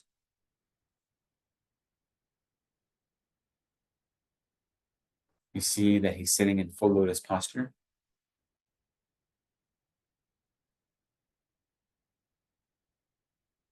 You can see his hand, maybe his left hand is in the earth touching mudra,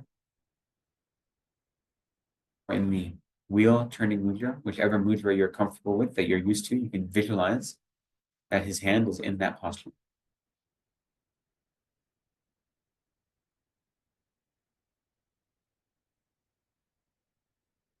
So now allow this visualization to have more detail, become a sharper image. Still not perfectly clear, but it's getting clearer.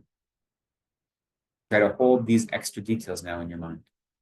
So not just the shape and the color, but also his expression, his posture, his hand mudra, and so forth.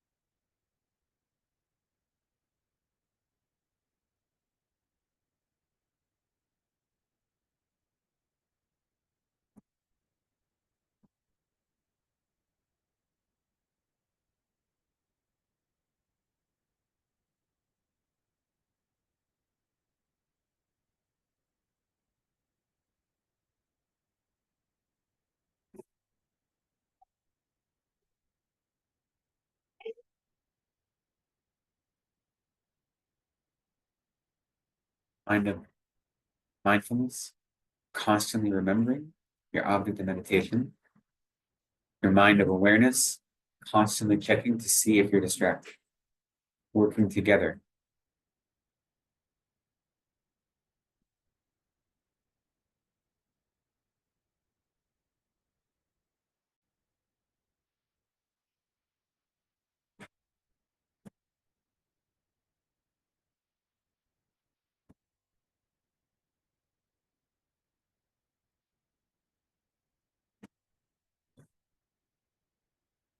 And now you can let the image come into sharper distinction. So not only do you see the general shape and the colors and his body posture, you can see every detail of his smile, his half-open eyes, the curl of hair at the space between his eyebrows. You can see the wrinkles in his robes.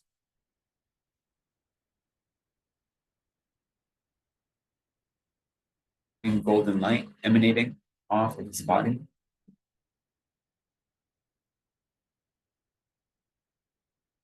And now try to take in as many details in this visualization as possible.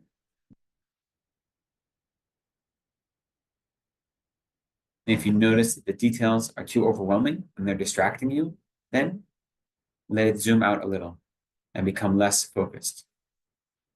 But find what level of detail you can focus on and maintain as your object of meditation.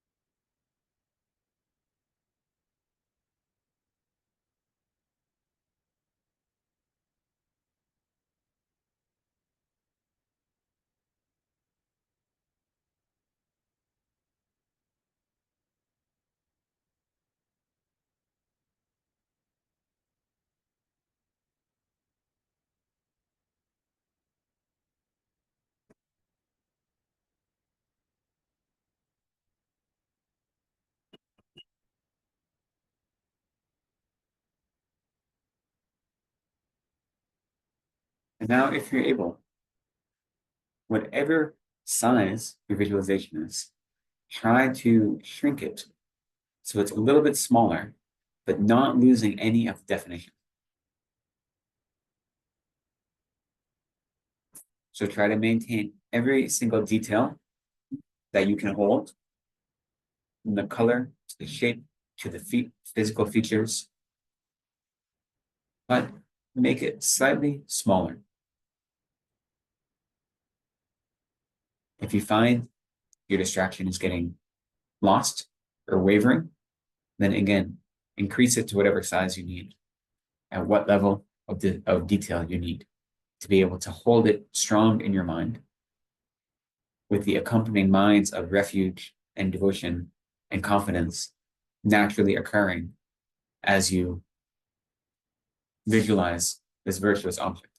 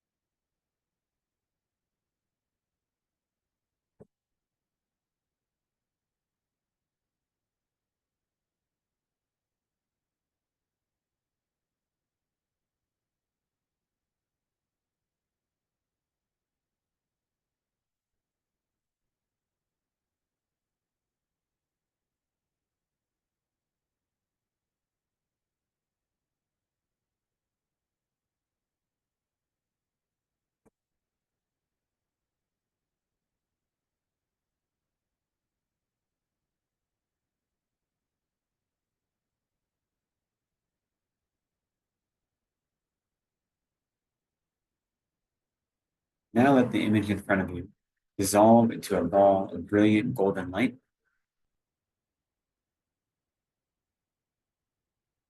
That golden light travels to the crown of your head, passes down through your central channel, stops at your heart,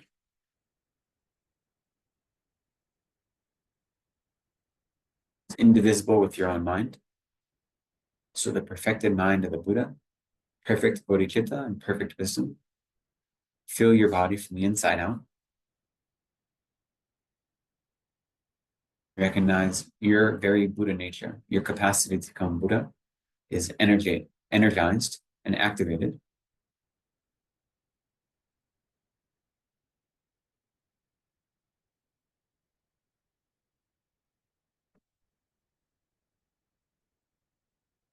And so now that we've developed a mind that is focused and calm, we'll use this in the analytical practice.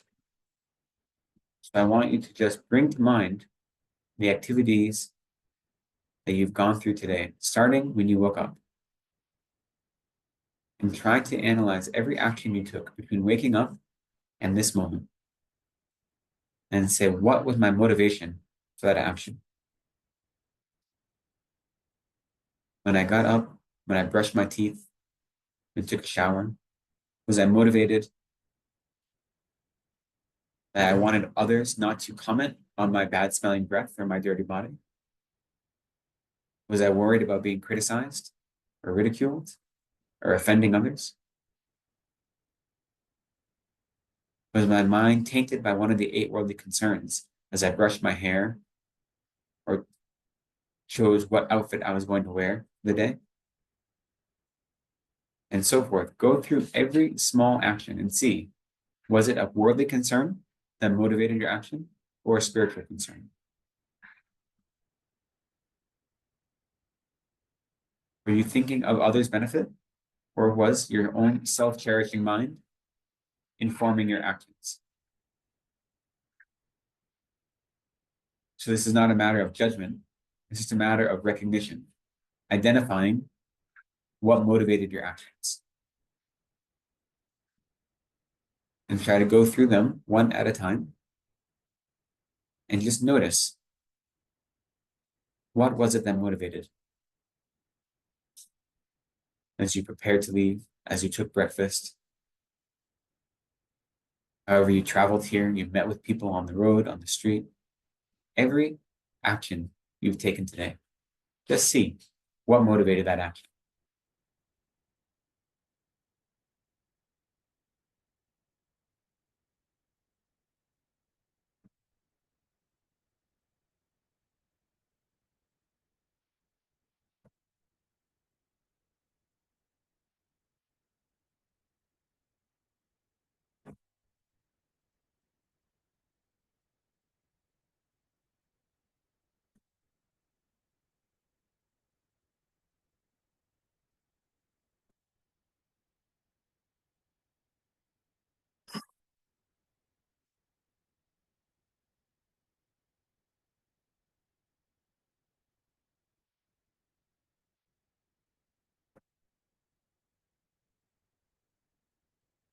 Even when you came to the center and you began listening to teachings, what was your motivation?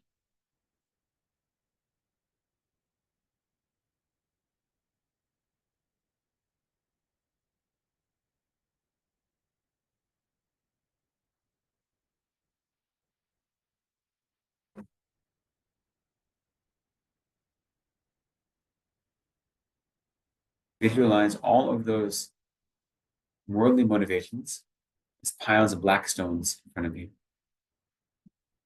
All of those non-worldly or spiritual motivations as piles of white stones.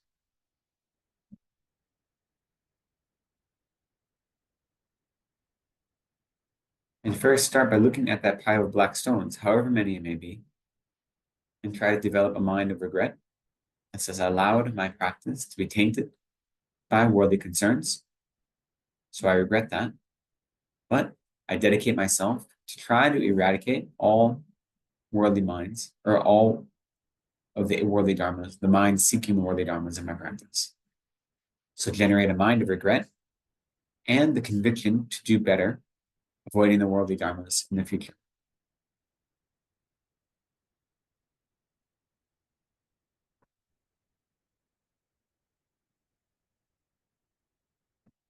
Now look at the pile of white stones.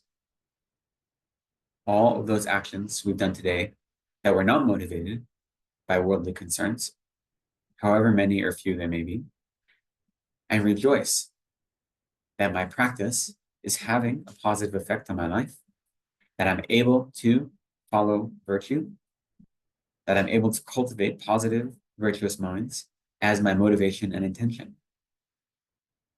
And as you rejoice in those worldly, spiritual concerns, those beneficial, virtuous activities, commit yourself to continue to follow. Commit yourself to continue to follow a spiritual path, to increase your virtues. So you develop joy in your virtuous activity, and that encourages you to continue more, to deepen that virtue.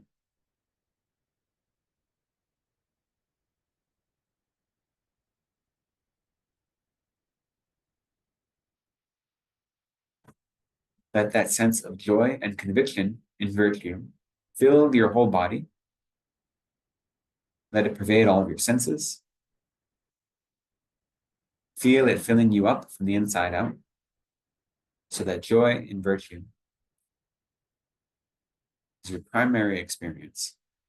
Not just in your own virtue now, but let that joy spread to all of the virtuous activities and all of the merit accumulated by all beings, all sentient beings, all bodhisattvas, all Buddhas, all good actions they have done.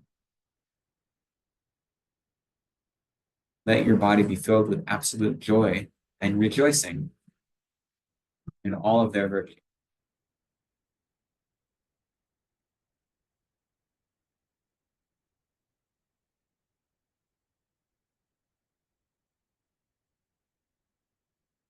Let that joy tingle your senses as it bursts out of every pore of you.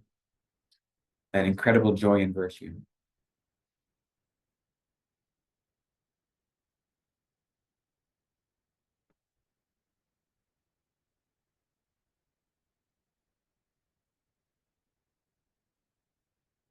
And now, as you're ready, without relinquishing that sensation of rejoicing and joy in virtue, you can return your awareness to the room.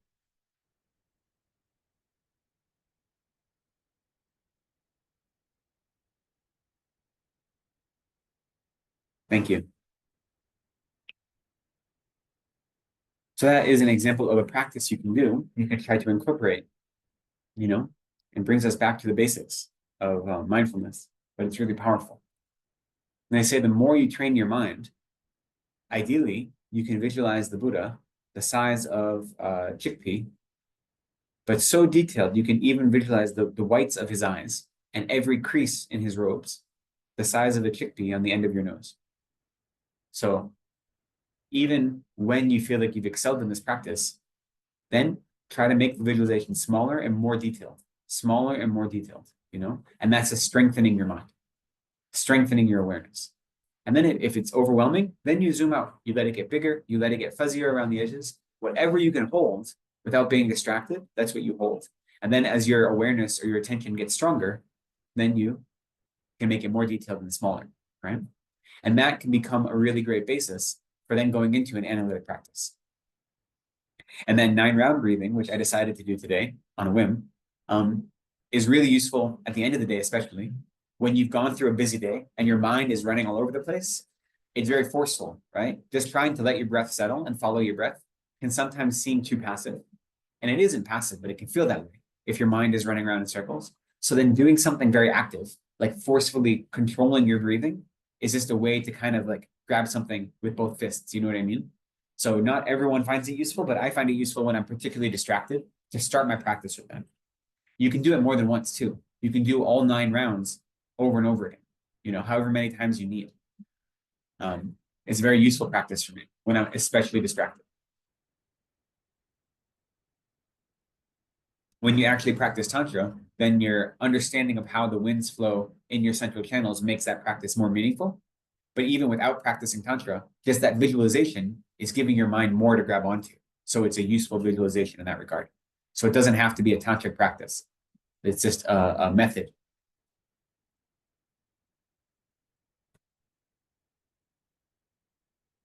So I think maybe that's where we'll end today. I did want to talk a little bit about Tantra, just because it was our last class in this session, but I don't really have a lot of time left to do that. I'll just say very simply, for those of us who practice Tantra or who are looking forward to practicing Tantra, Tantra itself needs to be grounded in compassion and grounded in bodhicitta. Those are the valid reasons for practicing Tantra, right? And Tantra seems very esoteric and very special and like secretive because it's called the secret vehicle, right? So there's a reason for that. But what you're really doing when you practice Tantra is trying to take all of your good qualities and dial them up to 11, right? You're kind of using whatever powers you have to bring Buddhahood into your life right now, right? So we talked earlier in these sessions about refuge and about how there's the external refuge, which is the causal refuge, the Buddha, Dharma, and Sangha that historically existed and were taught, and the beings that are outside of us. But there's also the resultant refuge, or the internal refuge, which is the Buddha jewel, Dharma jewel, and Sangha jewel that we will eventually become when we become Buddhas. When we practice Tantra, we're focusing on that internal refuge. And we're bringing our own Buddha potential to bear in this life right now, right? So whatever your tantric practice is, if you're practicing, let's say you haven't been initiated into the practice of Avalokiteshvara, right? That is one of the lower tantras. That means through that practice of initiation, you're given permission to develop what's called the divine pride, which is to recognize yourself as Avalokiteshvara. And then when you recognize yourself as Avalokiteshvara through this Buddhist practice, then all of your speech becomes the speech of a Buddha, right? And all of your actions become the actions of a Buddha. And so you visualize that in your meditation practice, and then you carry it with you through the day. So you're living your life as a Buddha, not as someone striving to become Buddha, but that mind that recognizes your own Buddha potential is maximized, right? And by doing that, you're manipulating your subtle body, we say, to bring about your eventual Buddhahood, bring it closer, to make that distance between where you are and that perfected state you want to be, that distance gets lessened through this practice. So on one hand, it is a very esoteric practice, and you need to have a good teacher because it's easy to misunderstand it or to, I don't want to say abuse it, but especially when you get into High Yoga Tantra, to just misunderstand the imagery and the goal of it. It's very easy to slide down that path, right? I've heard, if you say that the Sutra path and the Tantra path are both like, if you're on the top of a mountain and you're trying to descend the mountain into a beautiful clear lake at the bottom, the Sutra path is following all the switchbacks that go back and forth around the mountain, right? And the Tantra path is just going straight down the mountain. So they're getting to the same place, but one of them is much more dangerous, right? And dangerous simply because it's easy to misunderstand. So you need a good teacher to help you understand it. But the point of it is to realize Buddhahood in your everyday life. And let that Buddhahood then manipulate how you engage in the world. So it starts with strong refuge, both external but also internal refuge, and it needs to be based in compassion and bodhicitta. Any sort of worldly mind is no basis at all for Tantra, right? That's the important thing. Any idea that this is going to make me a great practitioner, people are going to be so impressed with me, this is what's going to make me a Dharma king, as it may be, none of that is a useful mind and is a faulty basis. So all Tantra is taking our everyday practice of bodhisattva activities and then turning up the volume. So I won't go into more detail now, but just as you think about Tantra, and I know some of us may have a daily practice of Tantra, we may recite mantras to make our speech more in line with the speech of the Buddhas. We may do these things to generate visualizations of Buddhas in our lives. Whatever we do for our Tantra practice, it is not different than Bodhisattva practice. It's just that Bodhisattva practice turned up a little bit, manipulating it on a more subtle level. But it has to have the Bodhisattva practice as its essence. And then that itself has as its essence a calm mind that is subduing all of your delusions, right? That's the whole purpose. So we have to keep that in mind, that Tantra practice isn't something totally different than what we're doing every day. That is just an extension of it. But other than that, I won't go into more detail now because our time is up. So are there any questions about anything we've discussed over the last 9 courses? If not, that's okay. I know it's a lot. Yeah. Patience on longer topics. To meditate and find that there's not so much material inside that comes up. For instance, if I think about perfect moon people, it often ends very prematurely, and I say, okay, I'm very lucky to be here, but it's not inspiring. It's not inspiring. Yeah. So, what practice do you recommend in order to? Do you recommend reading or maybe listening to this topic from like a source for the inspiration? Yeah, I mean, for inspiration, I think reading Lamrim Chemul and reading other Lamrim texts to give you more details can be inspiring. But then in your practice, sometimes it may not feel inspiring at first, but what you want to do with any of these topics is to make them so familiar. Like it's easy to sit and say, explain, right, the 8 freedoms and the 10 endowments right now. And you say, yeah, okay, I accept those. I'm very lucky, right? But it's hard then to remember that in your everyday life when you're dealing with a coworker or when, you're upset with your spouse for some reason or whatever it may be. Like those things aren't there anymore. So the purpose of our meditation practice is, like I said, to become familiar with these ideas so that they're always present in our mind. So that when we're engaging in our worldly life, we never are losing track of how fortunate we are to be human. And the fact that we're not engaging in virtuous practice right now is wasting this opportunity, right? So it may not be especially motivating or inspiring at the moment. But what we're trying to do is make our minds inseparable from these topics so that no matter the difficulty of our external circumstances, those topics are always readily available to us and not separate from our mind. So on one hand, I'd say for motivation, just reading more Lamrim texts can be helpful. Any texts that talk about those topics. So the Lamrim Chenmo is always nice, but then Pabonka are the two most famous ones we talk about. There are a lot of contemporary lamas as well who have written commentaries, you know. Geshe Wangchuk has one. It's called like Step by Step, I believe. And I'm sure there are more in our library. I can't think of any off the top of my head. But sometimes they just talk about it in a different way. And sometimes all it is finding someone discussing it in a different way that will light up some sort of inspiration for you, right? So sometimes this is useful. And you can also just go online and there are teachers giving meditation. So sometimes having a different teacher lead a meditation, they just might describe it in a little bit different way that's useful, you know? So if that is always useful. I will say, you know, YouTube and online is kind of a minefield. So you never know what you're going to get. So if it's a teacher that you know, or a teacher that is from either an FPMT center or from a center that you have confidence in, then great. If it's not, you can still practice that meditation, but check first. You know what I mean? Just to check. It's because the internet is the internet, right? But they can still be useful, right? So that's one thing. But then two, remember that these practices are to create long-term change. So I may not have immediate motivation or inspiration right now. It may be pretty dry right now, but the point isn't to change everything right now. It's to plant a seed that's going to last throughout my life and affect how I live my life in the world, right? So if you don't find yourself particularly motivated right now, then that's okay. Still put some effort into it, and then maybe turn to a different topic that you do find motivating, right? So if you meditating on perfect human rebirth feels like it's not getting you anywhere, then say, okay, I'm going to just take a few moments on that and then focus on death and impermanence or on a different topic, whatever it may be, you know, and then allow your mind to find a practice that is motivating, not neglecting the other practices, but saying, I'm not going to focus on them right now, and I'll return to them later when my experience has changed, right? So if you find it's becoming an obstacle to your practice, then change your practice in such a way to accommodate that, you know? The only danger with that is that can also lead to like laziness very easily, or to being like always putting something off. You know what I mean? So continually go back to it. But that's my tendency to be like, oh no, I'm not good at that. I'll do it later, right? And we said yesterday, like that's type of laziness, right? Saying I'm not good at that. I'm not going to worry about it. So always go back to it. But if it's holding you back in your practice, then it's okay to focus on something else and then check in later, you know, like that.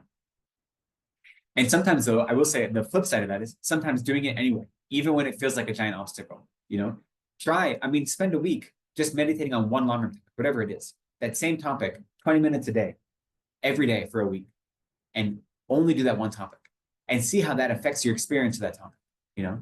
Sometimes it's very useful to go through multiple topics in a session to always keep your mind moving. But sometimes you just focus on one topic. And it can be like, sometimes it creates obstacles, or it feels like there are obstacles because your mind is resisting that level of like focus. So it can be useful sometimes when you're in a good place to try that, which is part of the reason we do retreats, is putting ourselves in slightly uncomfortable circumstances to push ourselves to see where our limits are, and then to not try to like tear through those limits, but just gently push on them to expand them a little bit, right? So sometimes that's also useful. And so the more you practice, you'll see like where you are. If you've had a really long day and you're exhausted, trying to push your limits is not a good time. It's not a good time to do that.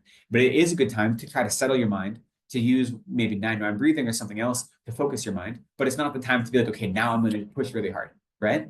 But when you can put yourself in a space where you can push and lean into those things that don't feel comfortable to you, then that's useful.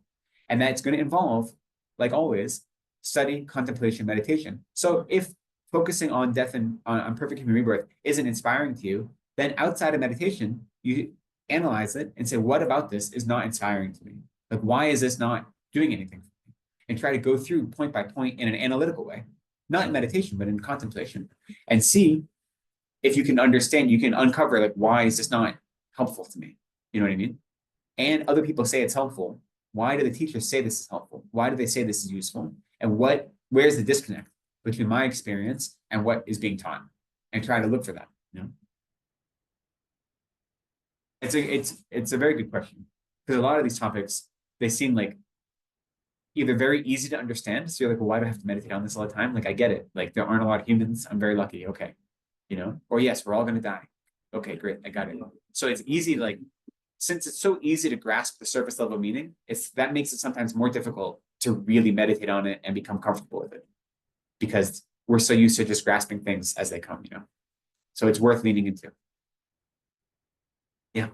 A slightly technical question. The study, reflection, meditation, these three steps, is that original to Buddhism, or is it one of the things that got carried over from the various Hindu practices before that? I don't know.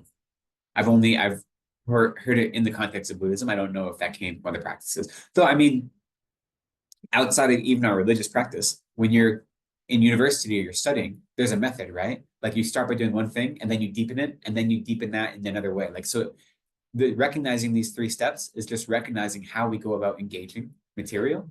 So I'm sure that whether or not, as the Buddha taught it, it came from other traditions or not, I'm sure similar things are reflected in other traditions. Do you know what I mean?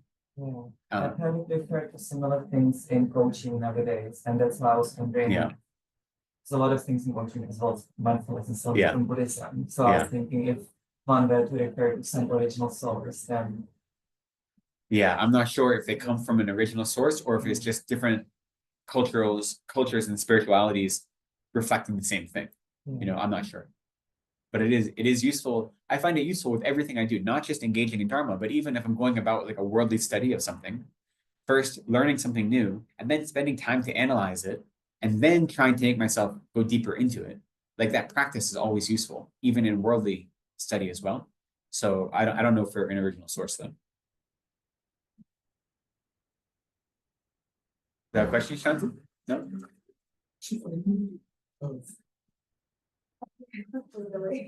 It's okay.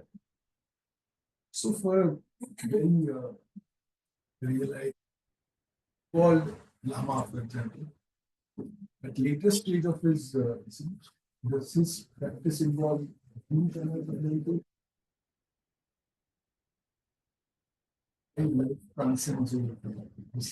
You know, there are different approaches, right? In general, the more realizations you have, the more everything you do becomes meditation, first off. So you always have a mind of meditation, right? The idea that now I'm studying and now I'm meditating becomes a falsity. So you bring meditation into everything you do. So on one hand, the High Lamas are always meditating, even if they're having conversations with you, even if they're giving a Dharma teaching, whatever they're doing, even if they're eating their lunch, it's an act of meditation. So they bring meditation into everything they do. And especially when you have high tantra practice, be able to visualize yourself as a Buddha all the time requires a lot of energy, right? And a really strong mind, you know? So that's why even the practice we did today, I suggested that joy of rejoicing to not dissolve that, but try to hold that and try to keep that throughout your day. And so when you do some of these practices, even meditating on compassion or love or anything like this, instead of letting that mind dissolve, try to keep that as long as you can outside of your meditation session, right? And that is like paralleling as you become a deeper meditator or a more advanced meditator, then that line between meditation and non-meditation becomes very blurry, right? And then but you see someone like His Holiness Dalai Lama, I don't know what his practice is now, but he used to say how he'd be up at 4 a.m. every day, and he had like 3 or 4 hours worth of sadhanas that he'd do every day, and he's mentioned what they are. So those are his like explicit meditation practices, right? And then once he does those, he's still meditating throughout the whole day. You see a lot of, especially when lamas are teaching in translation, that you see a lot of them will teach, and then while it's being translated, they're reciting mantras, or they're doing something else. Like no moment is wasted, right? And so the deeper your practice is, the easier it comes. For someone like me to get into meditation, like it takes me a while just to settle into my space, right? And then to start going. For the better meditator you are, the less time it takes. It can just be the blink of a second. You go from doing something worldly to practice, you know? And so that just has to do with becoming more familiar with practice. So the great lamas and the great practitioners, they are meditating all the time, and that distinction becomes blurred, you know? So I see like that. And that's what we're trying to do, is to bring our meditation off of our cushion into our everyday life, right? So when we study more about analytical and concentration, it seems logical that there's no point doing analytical initially. You just achieve concentration level. Yeah. So that much lesser time will be spent on analytical, we just achieve. Yeah. It does. So that seems logical, right? But we also have to recognize that we need to try to do a little bit of everything all the time. So if we just say, I'm not going to do any analytical meditation until I have achieved calm abiding, then you're just putting it off. You know what I mean? So it's true to recognize that until I have a stronger level of concentration, whether that's calm abiding or not, a stronger level, then my analytical practice is going to be meager. But that isn't to say I'm not going to do it. You still make efforts in both because you're creating imprints. You're making it easier. You're becoming more familiar with it. So even if all you're doing is like drawing an outline, at least you're doing something. And then as your concentration improves, then that also improves. But for some people, the act of doing analytical meditation improves their concentration, right? Because what you're doing is you are using your mind and you're focusing your mind on a specific topic. And now, even though it's analytic, it's not a calming practice, it is still a focused type of flow state, essentially. And so it can strengthen your mind in the same way that generating or focusing on compassion can increase your understanding of emptiness or make it easier to understand emptiness. And meditating on emptiness can increase your compassion because they work together in that way. In the same way, analytical meditation can help your contemplative meditation in both. To get motivated, how many lamas really achieve great levels of concentration? Oh, so many. How many lamas achieve it? I mean, I don't know, right? I can't give you a number, but I know that I've met many in my life, even at Sarah, who are very clearly incredibly realized, who know the material really well, and they live that material really well. And so I don't know what their meditation practice looks like, but I know that the way they live in the world is an example for me that whatever inner practice they've done is now outer practice for them. You know, so there are definitely many, many lamas and teachers. Shamatha, you know, Pabonga Rinpoche says shamatha is very easy. He says that you can just go into retreat for 6 months and someone who's never meditated before can achieve it. So I think there are a lot. And I've actually heard students talk about Theravadan teachers who achieve shamatha as well, because, you know, it's a shared practice. And they've been to Sri Lanka and they've been to Thailand and they've seen teachers who are these like old, decrepit looking teachers. Then they sit for like 4 hours without any movement or problem. And then they just get up and they're fine. Because the power of shamatha is that you develop pliancy of both body and mind. And so I haven't been to those countries and experienced it, but I've met classmates of mine who have seen that in real life, you know, and never mind our Tibetan teachers, but other non-Tibetan traditions as well. So, and I can look at my life and I know that I haven't achieved shamatha or anything close to it. But if I look at my meditation practice now, my mindfulness now, and where it was 2 years ago and where it was 10 years ago and where it was 20 years ago when I first started, I see definite improvement and I see definite movement, you know? So even though I haven't achieved any level of realization, I can see the progress I've made, right? And so for me, that is motivating. And it also gives me confidence that, you know, if I were to put my mind to it, I could achieve shamatha in this life pretty easily. And right now, that's not what I'm focusing on because I'm doing 1,000 other things. Whether that's the right decision or not is only between me and my guru to know, right? And so you'll know also in your life that maybe you do need to just go to a cave for 6 months to meditate. Maybe that's right. Maybe it's not. But it gives me confidence that like I have the ability to do this and that motivates my practice. But I've definitely met lamas who aren't, you know, have definitely achieved great things, both in my life and just in stories. I heard a great story of a previous abbot from Serajay, who was a Mongolian. He was a Serajay abbot. I think he was Mongolian. And this was right around the time of the Cultural Revolution. And so he was an ex-abbot at this point. He was no longer abbot. He was in Tibet and he was arrested by the Chinese government as being a person of interest. This because they arrested a lot of the Tibetans who didn't flee at that time. And they put him in this small prison cell. And then his guards came and they found him wandering outside of the prison cell. And they said, he's like, oh, I had to go to the store for something. They're like, what? And so they put him back in the prison cell. And day again, they found him outside the prison cell. And the reason is because he had achieved a level of realization of the nature of reality that like the physical prison cell could no longer hold him. Like it no longer was an obstacle because he didn't have a mind that viewed it as an obstacle. And so eventually they just let him go. Like, this is no point in holding this guy. And he just went into the mountains of Tibet and meditated until he passed away. You know, and he kind of faded into and did his own thing. But like that, this is in the 20th century, a lama who had achieved this level of, you know, quote unquote magical ability that like he was no longer able to be held by like the physical bars of prison. And just because he had achieved direct realization of the nature of emptiness. So he had become an Arya being in that way. So I don't know if that story is true or not, but that's a story that lamas have told me. And I don't remember his name, but like it's a specific person, like a specific abbot of Serajay. I wrote up one of the Ageshe had wanted to post something about this lama. So he gave me his photo and he wrote up the whole thing in Tibetan. I had to translate it for him. I don't remember his name now. But so there are these stories of people experiencing this in this lifetime. So, that's motivating. At least for me, it's motivating. Some people think that it's just like legendary stories and that it's like fairy tales and it doesn't motivate them. So if that doesn't motivate you, then great. You know what I mean? You have to kind of cling to whatever is useful for your practice. Thank you. So we've gone a little bit over. Any other questions we want to, maybe we'll close out with very brief dedication prayers.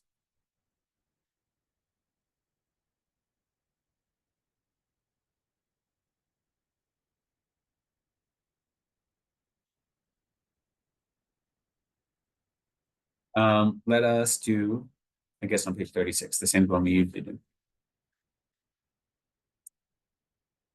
The 2 verses of dedication and then the long life prayer for His Holiness. On page 36. We'll do the second one. The second verse we'll do in Tibetan once and then once in English. The other ones, I won't do the tunes. Due to the merits of these virtuous actions, may I quickly attain the state of a Guru Buddha and lead all living beings without exception into that enlightened state. Choe Sum Ling Ma Ke Panam Ke Gyoshe Ke Nyam Pa Me Pa Yang Gone Gone